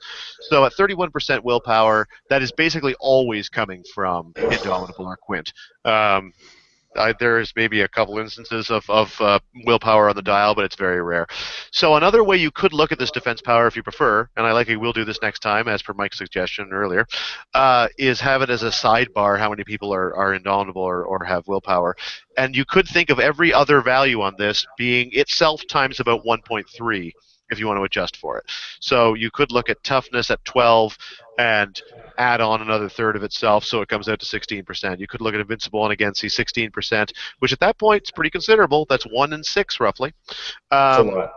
It is a lot, and but the biggest number by far is the one that may be getting cut off at the bottom of the screen there, which is Super Senses. Super Senses at a whopping 14%, which again, add the adjustment, that's almost 20%. That's basically one figure in every booster. Almost a 1 in 5 chance of having super senses. And may I remind you that there was a 3% chance of going against someone with precision strike and no pulse wave. This is a set where super senses really has the ability to be effective and will decide a lot of games. So when you're going into sealed for this set, expect to see super senses and don't expect to see a lot of ways around it. So think about that when you're building your team. Look for your outwitters. If you've got a precision striker, that's gold. If you've got a pick a power guy, that's gold, because there's going to be a lot of rollout opportunities. In fact, even more rollout opportunities when we get to the next slide, as you'll see. You're going to want to get around those things if you can. Outwit is actually quite valuable. And Invincible, considering it can take the edge off of those who are dealing really big damage. Invincible is great for mitigating extreme high damage dealers, what few of them there are. With that being now more common than impervious and invulnerable put together, that's why I say Psychic Blast isn't necessarily as valuable as you think it's going to be. This is a set where you want to have Outwit if you can get it. Yeah. Now, that's all, like I said, though, check those mid dials, because Yeah, absolutely. Precision Strike may show up eventually. And there's a very small percentage of Mastermind. That's just one figure, isn't it? Or no, sorry, two figures. Yeah, it's a couple figures. One of them can never use it because he's 25 points. Yeah. Well, it's really about the Joker-Lex duo. Yeah, the other one has it traded, and as noted, traded means you can't outwit it. There's no starting pulse wave, and there's very little precision strike. So that Mastermind is gold. It's way better than you think it's going to be. Mastermind is one of those powers that I feel like has been kind of, in a lot of people's eyes, tarnished almost irreparably because precision strike was as pervasive and has been as pervasive as it is. But in this case, if you pull that duo, the odds are very strongly in your favor of being able to use their Mastermind, and that's awesome because it's not the only thing they've got to get around damage anyway. They're actually way more valuable than you might think based on the types of powers you might come up with. Dude, that duo is just bonkers. Yeah. Totally insane in this set specifically. I mean, it's less bonkers in other scenarios, but in sealed, it's a champion piece. It's crazy. Mm-hmm. Yeah, the super senses versus precision strike thing is like, oh my god, like they made it. I mean, that in itself provides balance, right? Yeah. It's not a heavy hitters crush everything set at all. The big worry when a new set comes out always is what are the three killer pieces, and normally alloy would be one, world's finest would be another, and what else? There's another. Well, any of the chases are. They still are. Yeah. But there's always a top three. Like for instance, Martian Manhunter in Trinity War, just to throw in another example. And that's just not the case with this particular set. And also, you bring up Alloy, which is a good point. Alloy, if memory serves, Alloy can be outwitted. Yeah. He can be psychic blasted, and he's a giant, which makes him a giant target. So a lot of what's actually in the set is working against what he's got in his dial. Exactly. Yeah. You can outwit him. You can shoot him from range. He can't get eventually you're going to hit him. I mean, his I believe his starting click is 19 defense, but I don't know. You're gonna have one good roll in 4, so you're probably gonna end up hitting him. Let me put it this way: if you need to hit a high defense, then you're going to want to pack some perplexers. And if you wonder whether there's any of that in the set, Segway professional right here. 17% of the set, in fact, has Perplex. It is the single most common damage power, unless you count none as one, which is, again, a quarter of the set. That's another amazing one. Yeah, I mean, it's tied with shape change, but yeah, we get the point. It's huge. Yeah, but a quarter of the set has nothing. That's also pretty big. Yeah, that's crazy. This is also very different from even what we saw last time with Superman and Wonder Woman. It also had a lot of nuns, but it had more in the way of close combat expert, range combat expert, exploit, etc. In this case, we're seeing the big three come through in a pretty major way. 10% outwit means that on average you're going to pull at least one starting outwitter and sealed. Perplex, you're probably going to pull 2. Prob, you're probably going to pull at least 1. And that's a lot of support power to go around, and with the numbers so close to parity, probability control is a big deal, and Perplex is a huge deal considering the lowish values in this swarmy set. And as we've noted, outwit is very important. So I think that this is a set where those are going to be a really big deal. In fact, if you consider, to think of it another way, almost 2/3 of the set have either prob, perplex, outwit, or nothing. Everything else is relegated to that last bunch, and shape change is by far the biggest part of that last bunch. And again, it's a rollout power. We keep coming back to the same point. It's the same point as super senses. The natural enemy of shape change is battle fury. No one starts with it, and so your outwit really is valuable to get around because there's no other way around those rollout powers. I keep hitting on the same point here, but pack an outwitter in this scenario. You're going to want it. Outwit is more prevalent than prob by far in this set too, and there's a reason. I mean, absolutely, I agree with you 100%. Can I just say the Warlock is the 1%? With the Empower, he's basically the only one out there that starts with it. But he also adds that +1 attack if you can get a mystical guy who's making that close combat attack. So I think he's a very strong character with Empower. It's sad to see a set that's swarmy, though, and seeing only a 7% leadership rate. Yeah, that's true. When you have as many characters as we plan on having in Sealed, or as we're probably imagining for Sealed, leadership becomes a significantly more potent power, especially if you can get that roll, which just adds to your roll potential as far as things like leadership, super senses, shape change, all that kind of stuff. Just keeping those dice rolling. Shame. I was gonna say there's a shame it's not more exploit weakness, but like you said, there's more super senses out there. So what good is it? Yeah, Invincible and super senses have taken the crown, as have shape change. So in a way, exploit's not as big a deal. Yeah. So there's definitely a lot more thinking going into this set. Again, I keep mentioning that sealed, because this is a set with a little bit more sealed longevity. Because this goes beyond week 1 sealed, as we're going to be going into the opens, as I think we've talked about at great length on this channel. So this is why we want to do a full figure review next week. And like this is a great idea to prep you for what we have to talk about next week, because when next week we get into the mid dials, some of these numbers start to change. Absolutely. As I said earlier on, you are going to see a lot more mid dials than you usually do in some sets. So Right. Is this the last one, Tom? Or That's the last one. Thank you for indulging me. no? Well, hey, thank you for making that. That's actually very, very useful. Thank you for giving me I don't that. think from that perspective a lot of the time, but it certainly helps me in going into some of these events, and I'm sure it helps some of our other viewers. Yep, this is absolutely this has become one of my more favorite things because this is the kind of stuff I like to have in front of me as I'm starting to put my thought processes together, and because there's more to think about with regards to this as far as the long term, I'm definitely going to keep those very handy. Tom, should I share this with the fans? I don't know what it is, so I guess go ahead. The PowerPoint. Should I share this with the fans? Oh yeah, if anybody wants it, absolutely. It's free. It's open source as far as I'm concerned. I will share it on our Facebook channel, facebook.com/marriedwithclicks. I'll put it up in a little bit, and it gives you guys a chance to access it, and just to keep all these numbers handy, because when you pair it with our video that we're doing next year, you're seeing the literal tip of the iceberg as we have to go deeper and deeper into the set.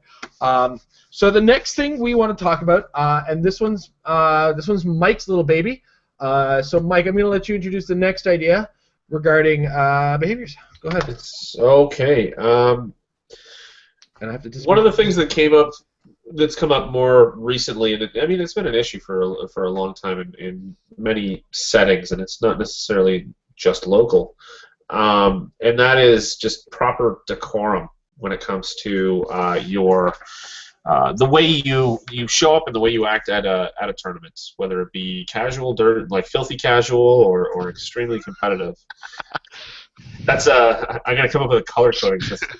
Blue or brown being filthy casual, and yellow being disgustingly competitive. And I'm gonna have a gradation in between. Generally, it goes from brown through orange to yellow. It's all pretty gross. Oh. It's all pretty gross. A little baby poop in there. Some of this is just like basic, what I would consider to be common sense, but apparently there's no common sense. Showing up at a tournament and invading other people's space from behind, big no-no. When people come up and you're opening a product and you're like gawking, leaning over, oh my god, it's so cool. Maybe step back a little bit, give them a little bit of space so they can actually open up their stuff and examine it properly, because it ultimately is something they've purchased, and it's there is such a thing as personal space. That's one point. It's a relatively small point, but it means that there's less tension at a tournament in general. It's a really easy thing that we can continue to do. In terms of gameplay itself, you lose well. When you lose, try not to be snippy. Don't point out that other people's play style interfered with your enjoyment of the game. When there's a prize on the line, people will play in whatever way that they feel is necessary in order to win it a lot of the time, and that is barring cheating, for instance. If somebody's cheating, report to a judge and get them banned or reprimanded in some way. That's one aspect of it, is just learn how to lose well, because generally speaking, I still lose, and I learn way more from losing than I do from winning. I learn the things that I need to do in order to do better the next time. And if I'm mad, if I'm furious because I've lost, I'm not going to learn anything. So if you can, try and keep your emotions in check. Also, that goes for winning. Winning well is just as important. Defeating someone and then cackling at their general loss is a big no-no. I guess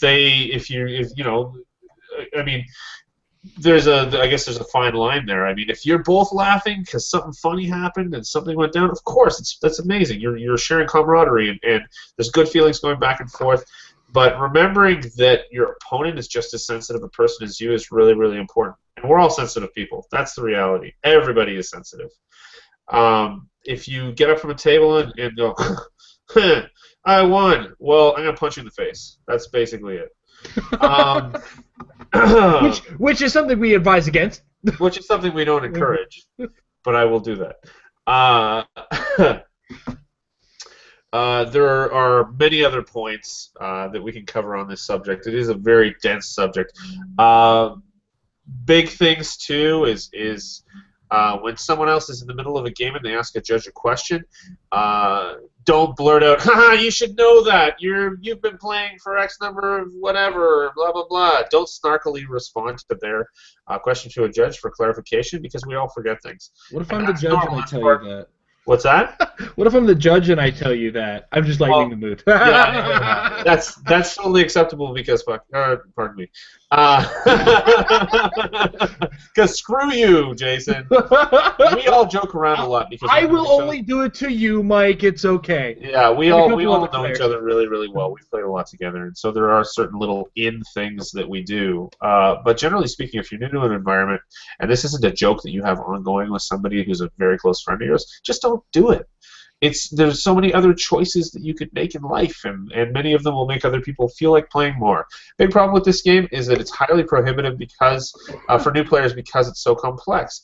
And when somebody's been there for a few months and they're still just learning the game, try and take it easy on them a little bit, in terms of your own personal behavior. It doesn't mean let them win or anything like that, although I do sometimes do that. Just try and make it as pleasant a scenario for them as possible. And I highly doubt that you would find that this would affect your own personal enjoyment of the game adversely. Aside from that, if they're at a highly competitive tournament, they're going to be out in 3 rounds anyway. It's one of those things where you have to get to a certain level of play before you can even go to those tournaments and reasonably expect to win. If they go and they get discouraged because they didn't win anything, this probably isn't the game for them because their expectations are totally off. Aside from that, when it comes to prizing and things like that, if you have like 5 of something, I highly suggest you give away at least 1 of them. Because someone will really appreciate it. And realistically, OP prizes are not worth pretty much anything. They're $5, $10 at most, and so what? Just put a smile on someone else's face. Give it away to them. I think that goes a hell of a long way. Excuse me. Just when another thing is when a teaching opportunity presents itself, try and take it. Even if you aren't a particularly good teacher, and I'm speaking about myself because I am not a fantastic teacher. I'm good at organizing people and getting people together and enjoying each other's company and thinking of neat scenarios for the game, but I'm not a very good teacher at all. So I have to slow down, take my time, and speak to you like a human being because that's just what we are. We're sensitive, feeling human beings, and yeah. Some of you may criticize what I'm saying right now because you're incredibly sensitive yourselves and you don't want to show it. There are so many other aspects to this issue that I'm sure will pop into my head as soon as I stop talking, but I'm going to pass right now to Tom to hear what his feelings are on it. Okay. I'll be relatively brief because I haven't done that on this cast yet, and it would be novel. Challenge accepted. The first thing I'm going to say is be respectful, obviously be respectful generally, but especially be respectful of the judge and the people running the events in the same way that you're respectful of your opponent. Little things. One huge one that seems to come up on every, I don't know, this is one of these snowball effects that happens in almost every tournament I ever go to. The judge announces the pairings. Everyone quiets down and listens. The first pairing is announced. The second pairing is announced while the people who are in the first pairing start talking to each other about where they want to sit down. The third pairing is announced while the people from parts 1 and 2 start talking to each other about where they want to sit down. By the time you get to the 4th or 5th pairing, the judge cannot be heard over the constant dialogue, the banging of things, the things being dragged across tables, people moving chairs.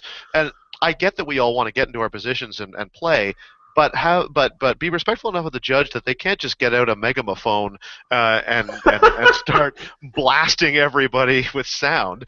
Nor is that creating a good environment for the people who are later that can't hear who they're paired with and don't know who they are. So just a little bit, just a moment of respect, so they don't have to shout to get that stuff out. I know it's a very specific example, but it's in a general case. If somebody asks a judge for a ruling and the judge gives back that ruling, and if you're between the two, try not to be really loud and abrasive.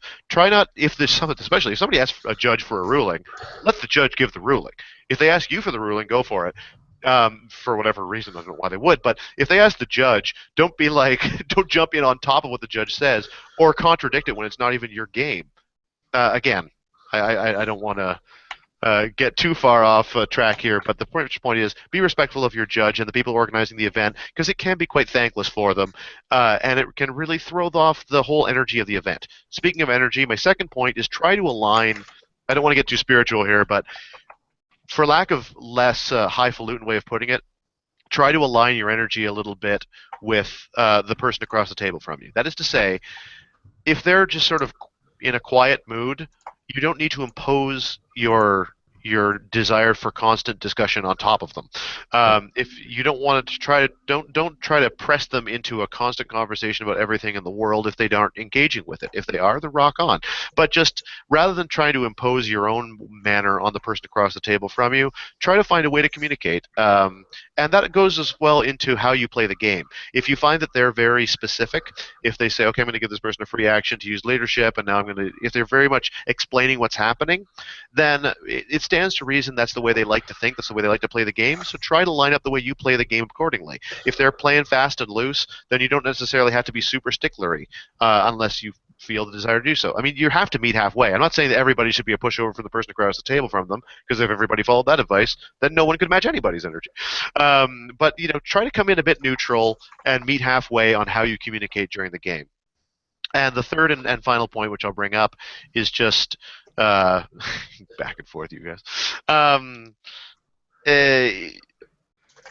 Mike said never miss an opportunity to teach, and I agree, but I think the converse is also true. Don't try to teach when it's unbidden. And don't try to don't kind of badger your opponent unless you need to. For example, if your opponent forgets to do something, then you can kindly remind them. But give them the opportunity to forget. What I mean by that is, if somebody pushes their character, then the way it's supposed to work is they resolve the action, then they take their pushing damage. So let them resolve the action and take their pushing damage. Don't let them, as soon as the dice hit the table, they say, okay, and I'm taking push damage. I got it. Let me resolve the action, then I'll take my push damage. Okay, don't forget to token that guy. I know. I put the token on after and as I resolve the action. Let them do it in sequence rather than jumping on top of them and telling them what to do while they're doing it. Nothing it throws off the energy of a game more than when your opponent. It feels like your opponent is teaching you how to play the game when you know perfectly well how to play the game, and they're just being short and a bit belligerent. So don't be that guy. Again, this also comes back to aligning your energy with the person across the table. I think respect and politeness is all that you really need in order to make a good play environment. After that, just follow your instincts. That's my point.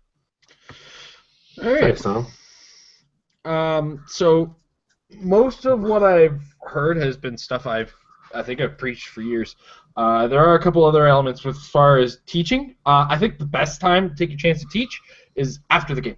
Mostly because it gives you more information. Sometimes you'll see an action and you'll question it or you'll wonder about it, and then they might have been planning something that you didn't foresee or something that you didn't look to, or it could turn out to be all out wrong, and then you end up doing a thing, and then after the game, give them a chance to turn around and look at it and go, so when you did this, what were you planning to do? It's what I usually do when even in the highest level. If I see a mistake an opponent made or I have a question about their build, I'll wait till after the game to do it. Mostly because we've all wrapped up, we're all done, the game is over, win or lose. Now's my chance to kind of talk to you about it, because hindsight helps go. It can go a long way to future sight. So seeing what I did wrong now, and then I can not make that mistake at a later time, or because sometimes you have to suffer the mistake in order to learn from it. But at the same time, if they're really, really, really new and this is like a local tournament, I'm going to do the absolute opposite, and I'll go through things with them. And there's a couple games I can go back and say, yeah, I threw that game because I didn't use like 8 different powers that were just going to confuse a brand new player, and I didn't want to do that to them. That said, what the guys said about the judge is great. Unless it's me, you can try to yell as loud as you want. I'm going to make you sound quiet. Yeah, so what these guys have said stands for a lot of games as well. And when Tom points out that idea of feeding off the energy, sometimes, though, picking up the energy can go a long way, too. Because you can see an opponent who's dejected after a rough first round, or they're just, they're not really feeling it right now. and you coming in smiling, keeping it happy, can actually go a long way to improve their day, improve their game, just improve the overall experience had.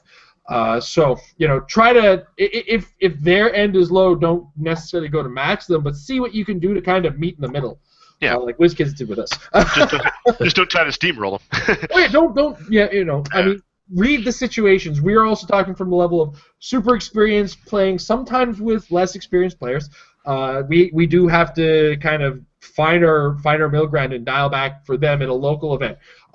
If you meet us at nationals, and I can generally tell who's got a lot of things to work on, or people who have a lot of experience. Sometimes when they challenge me, I'll even call a question like, so even though you beat me, I question this decision, right? And why did you do that? And I'll ask, because there's no harm in asking, because it can go both ways as far as a learning experience for you. If you have a question for why they did something, and there might be something that you can learn from that. Anyway, I've gone at length about that. Sorry, go ahead, Tom. I should just also mention the one last point I wanted to make, which was, never assume that you are exempt from these rules. Yeah. And also never assume that your behavior is right, because I know that's like, when I talk about like not giving people time to do things, I know I do that. I would imagine if you ran the tape back, you'd find video evidence of it in my game against Mike. When I was at one point when I was like, hey, why don't you use a whisper token there, or whatever. Like, you don't need me to teach you how to play. I play Mike, it should be pointed out, all the time. All the time. We have a bit of a different rapport, but all the same, there are things that I can work on. I'm aware of the fact that I need to work on things. It's a matter of constant vigilance, is not constantly policing everybody else. Mm-hmm. It's constantly policing yourself as well. Yeah, it's a balance, for sure. There is one thing I do want to add to everything. I do, and I want to kind of just suggest everybody start to work towards this.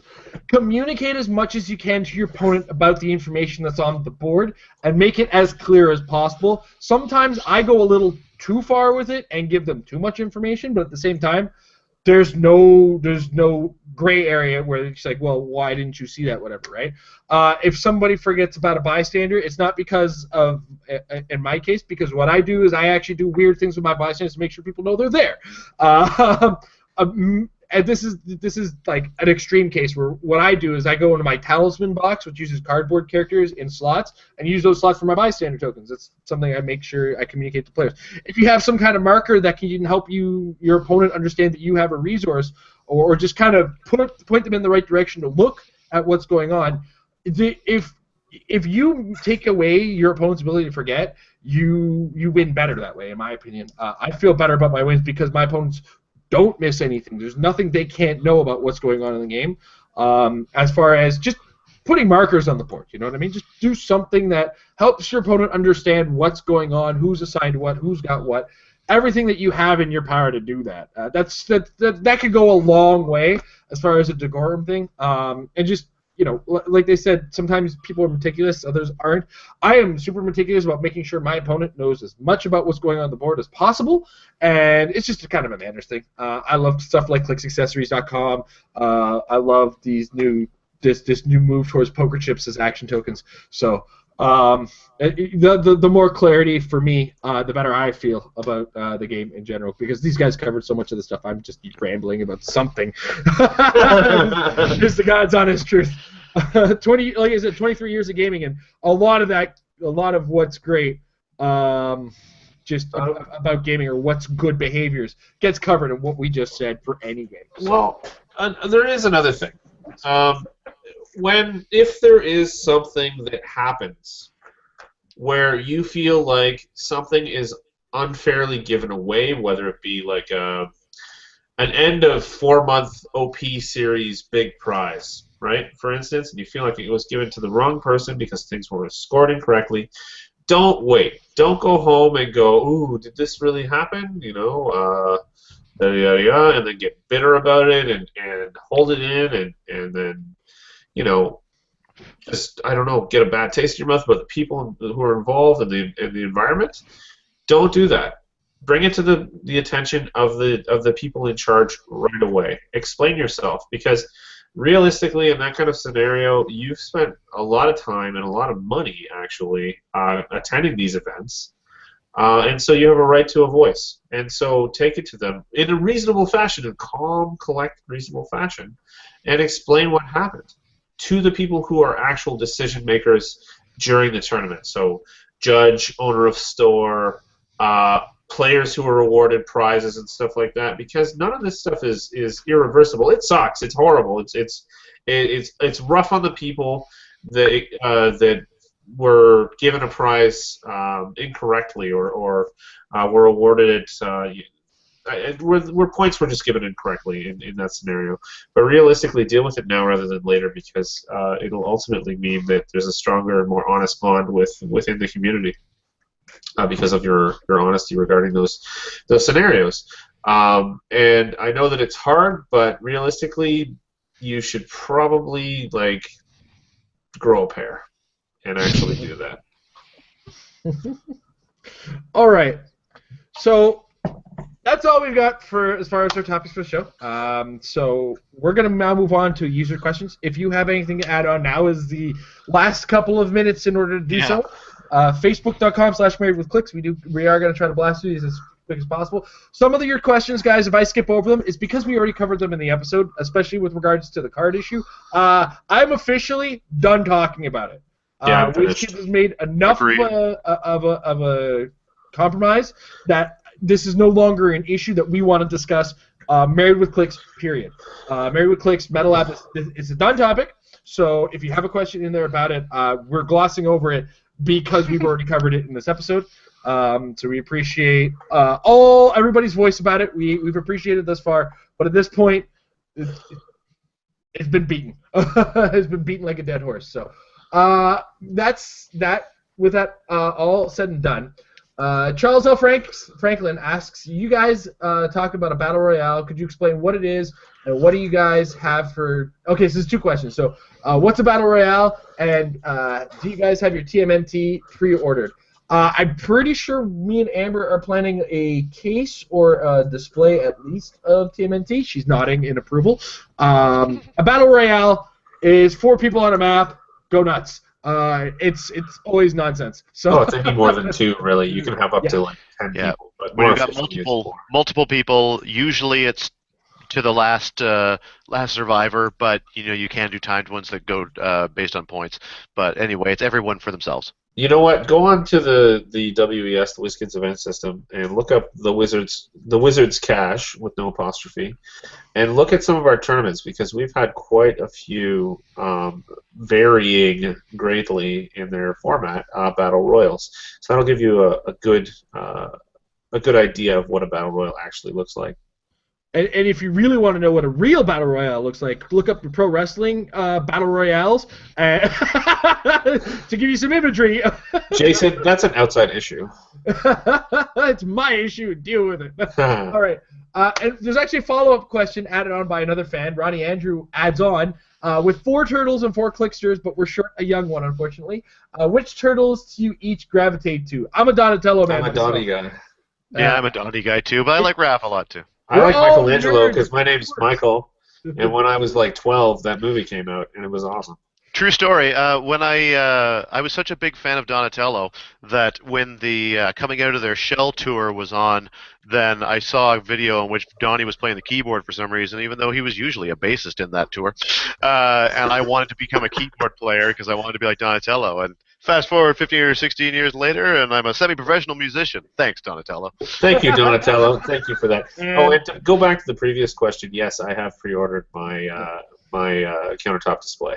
I have not, but it's only because I don't pre-order, really. You just buy stuff. So yeah. Donnie taught Tom to slap at a bass, and I'm a computer programmer now. Mike, what did Donnie make you?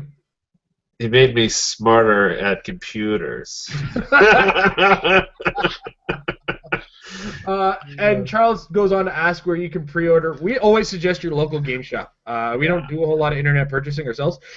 We prefer keeping it local because keeping it local means the places that you purchase from will be more inclined to play the game. or run the game from there. Yeah, And it's communally aware and responsible. yeah. So we now go on to the official stamp of an episode, Chris Stockhouse. Oh my God.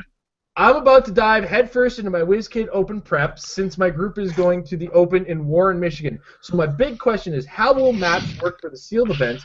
Will it be the release day maps, or can you bring your own? If you have no idea, same as me, then what maps would you bring with you, knowing what you've seen so far from World's Finest Set? Thanks, mates.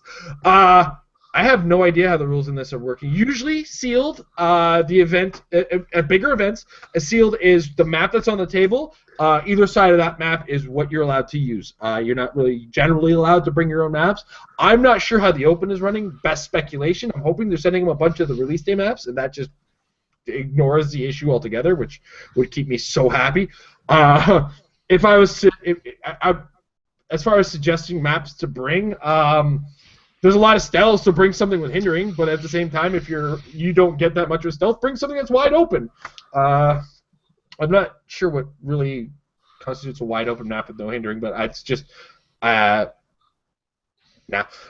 bring an indoor map because it might work for you if you get the hypersonic brawler like Mary Marble. I mean, bring a Hank Pym's lab.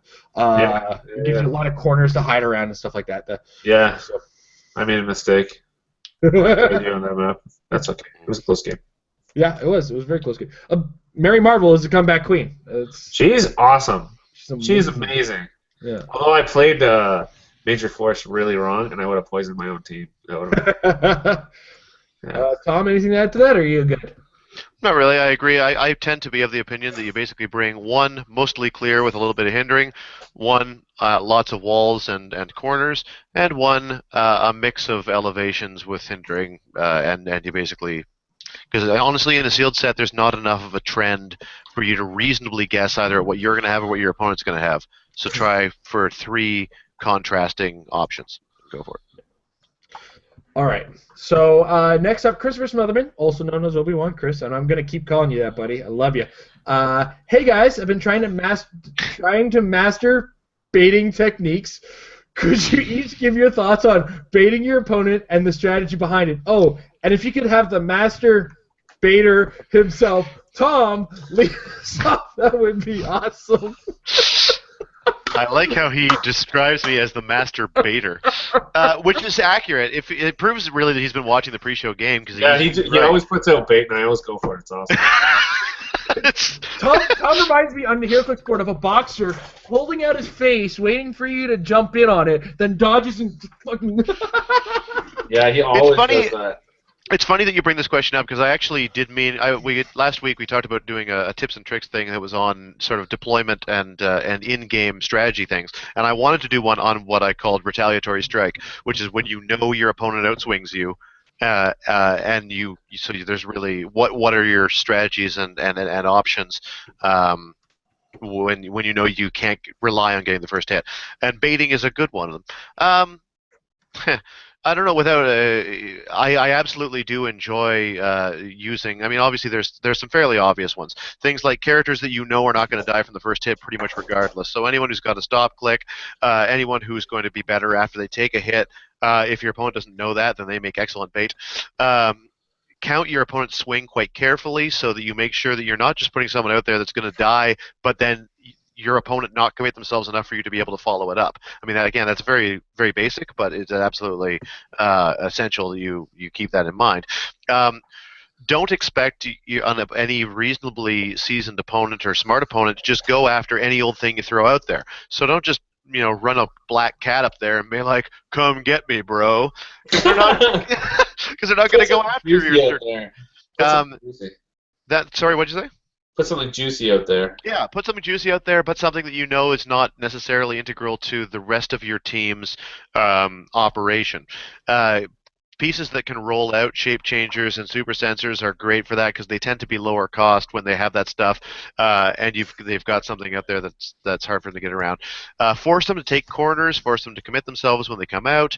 Ideally, put them out in such a way that they are bait for an attack, but not for a full swarm. So maybe your opponent might be able to get to them to make an attack, but they can't get to a position to outwit them first, etc., etc., etc. Have a plan for what the rest of your team is going to do if they come across the board. And this one is probably the best piece of advice I can give, which is always know what you're going to do if they don't take the bait.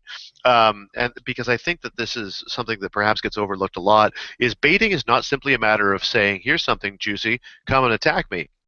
It's here's something that if you don't come out and attack me is going to have an effect on you in the next turn. I will, for example, use our pre-show games as an example.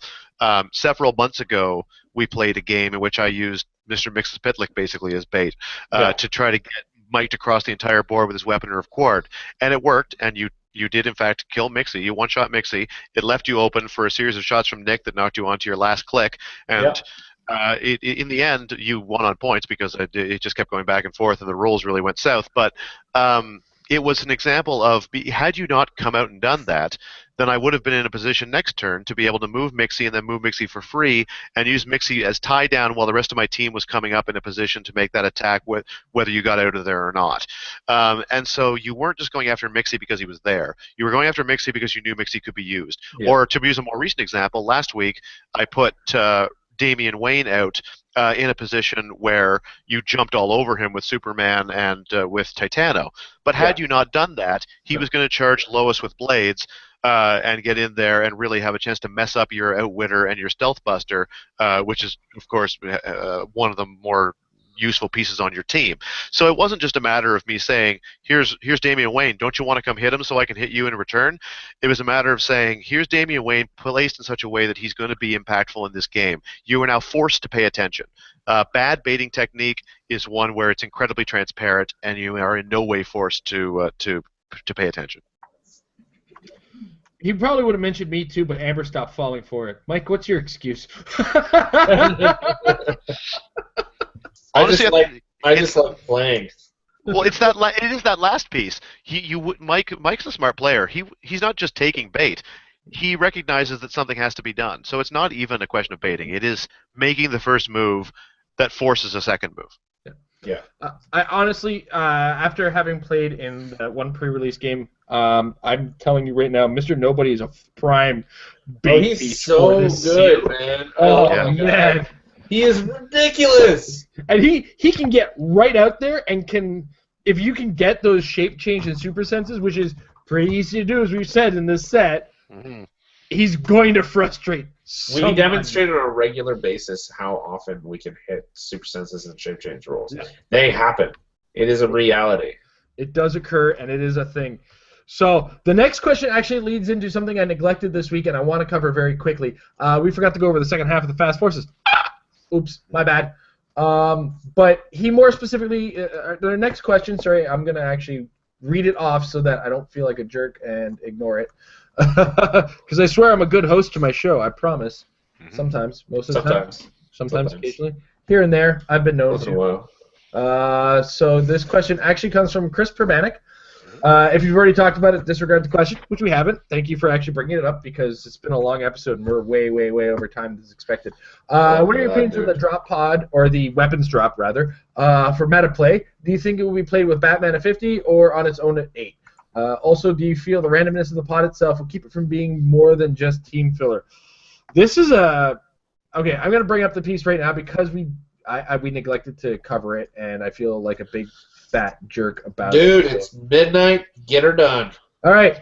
So there's a Batman who's kind of half-assed. There's a Poison Ivy who's kind of half-assed. But there's two important parts for this preview that I need to share with everybody, and they are by the name of 25-point outsider.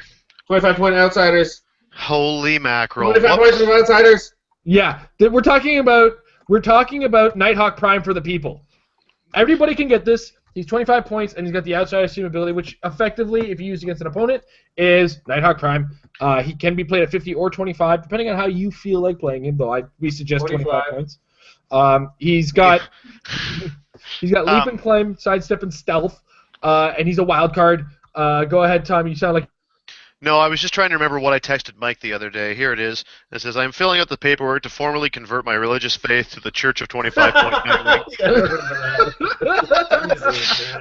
I couldn't believe it when I saw it. Like, I seriously, it was like, is it April Fool's Day? I almost 25 Point outsiders? In my pants. And a wild card? Oh, yeah. Come on now. That's and stealth, and I should say sidestep. So you don't have to eat up actions while you're crossing the board, or you can just copy Justice League and Avengers and still not eat them up while you're crossing the board to outsiders your opponent. That's bananas. And the willpower does not hurt. That's the best. At this point, I would go as far as to say that might be the best 25-point piece in the game. I know that there's a lot of good ones, but I like outsiders better than prob. In most cases, what a team ability. Well, I wouldn't go that far, but it is amazing. Oh, so good. And the other part, okay, so the next part is, of course, the weapon drop at 8. Oh, sorry, Mike, did you want to add on to Nighthawk? No, I already said stuff. We've all made love to this figure, very, very, very lovely. The weapon drop, which is an 8-point equipment, and the effect is give the equipped character a free action to choose one of the displayed powers. The equipped character can use the chosen power this turn, and at the end of your turn, roll a d6 that can't be rerolled, and turn this dial to that click number. So this is a 8-point equipment that, yes, will fill in a lot of point filler spots, but that's not necessarily a bad thing. I don't foresee myself ever using the Batman to bring it in for free because that Batman's just not worth the points, in my opinion. Yeah. But this is a good selection of powers that could go well on a lot of characters. Though there's some rules issues that will come with regards to the defense powers that are on it because of the fact that it's like, give this character a free action. They can use the power this turn. It doesn't say until your next turn. So I think that's something that should see probably errata it really soon. Yeah. But yeah, this is a potent item for just about any character. That's what I see out of it. Anybody disagree? It's amazeballs. I was gonna say amazeballs. That's eerie. That's weird, David. We spent too much time together. I can't wait to see the sculpt. How whether or not that little handprint is actually going to show up at all. The actual sculpt itself, but otherwise it looks like a good butt plug. And coming from a guy who just saw a gamma bomb, you want to compare? Well, I was going to call it the gamma bomb, but that's been said. I think this is tremendous for 8 points. Absolutely tremendous. And it's a heavy object. If you look at the ring around it, that red ring indicates it's a heavy object to me. So, if you really want to, you can smack someone and increase. Just too complicated for Hulk. Hulk smash! That's it. Yeah. That's it entirely. But yeah, the Batman is bunk, so screw that guy. Yeah. Tom, you agree? It's effective without being broken, and fun without being overcomplicated. What more do you want? I think it looks great, and I can't wait. Yeah. All right. So yes, we do like that. We love that Nightwing. We love those two parts. Those two parts of that Fast Force really stand out as pretty cool. Though this Fast Force is also still a good, as all of them are, a good learning tool. Get a friend into the game with this. Play some simple Batman and Superman just to get people introduced. Well, I think it lends itself to that whole idea that after retirement this year, it may be a resources optional environment, and in that case, this is awesome. Because it's something that you can add on to a team that otherwise wouldn't have a resource anyway. I'll be glad to see fewer resources in the meta anyway, since from this point forward I'm going to have to build 275-point teams. Yeah. If you can figure out where I'm going with that. Because as a member of the Church of Nightwing... You didn't have to elaborate. I was trying to recover from the laughter, as I also have to. It's worth mentioning that that Batman and Superman aren't completely worthless, as the ID card could be an option for them. Though there's still better options in a lot of the cases for both of those characters, as the modern game will stand. There's a lot of options available. We played the 85-point one with the Batman ID card the other day. It made me smile a lot. Oh, dude, the potential on that is just disgusting. Get the green battery out of the metagame and bro. Man. Bro. Oh, another game altogether, bro. Bro. All right. Bro, with that said, it is getting late. It is getting late. We got to get out of here. I got way too early a morning to go. So we are, as always, brought to you in part by HCRealms.com. Check out the shop section. On your way out in the checkout, put on the coupon code MARRIED for 10% off of your purchase and to help support the channel. As well, we're brought to you in part by HCAtlas.com. And this month's map is the Axis. I've seen nothing about the Axis yet. It would be interesting to get a little quick look at it at some point. As soon as we have a look, we will share it with you once we have it. Or once we have a look at it. I wouldn't mind seeing what's going on with that, as the Exploratorium looked like a cool, magical, portally poofy-poof map. As well, we also are brought to you in part by MajesticCCG.com. Check out the Apex Insider site, $3 per month premium site to get some really awesome looking articles, some really awesome articles from some really awesome players in the game. Wow, it is late, eh? I can't do an ad read properly right now. But check that out and get some cool articles from some really cool people and me. Also, we are brought to you in part by Wizards Cash. Their sealed is this Wednesday at 6:45 p.m. and that's at what's the address, Mike? 333 Bloor Street West. Right next to the Battleship Museum, underneath Willow Books. So in the basement there. So walk inside, it's in the basement, and it's pretty awesome. That's where I judge. Come on. And we want to wish you all good luck on World's Finest Sealed Release Week. If you want to support us directly, check us out, patreon.com/marriedwithclicks. We are $18 away from having our regular episode of Practice Night. We are doing a pilot very shortly with a sealed pilot for practice for the Open, just to kind of show you guys an idea of how that's going to work. Yeah. And just an example. So for this one, you'll see our thought process on our sealed builds and our pulls and how we view our figures. Then we're going to play a little bit, and just as a little incentive, because there's 4 of us on the team, one of us is walking out with the extra 2 packs in the brick. So we're hoping to get some good data on sealed practice from that. And that, of course, comes from your support as patrons. And then after that, we're working on getting better equipment for the channel, including better cameras, better gas reflux for Jason, as he needs to do his outros a lot clearer with a little less gasping for air. That said, guys, whether you're practicing your breathing or playing a game of Heroclix across the table, never forget that practice makes your team better. Hey, have a good night, guys. Thank you very much for joining us. Thank you so much.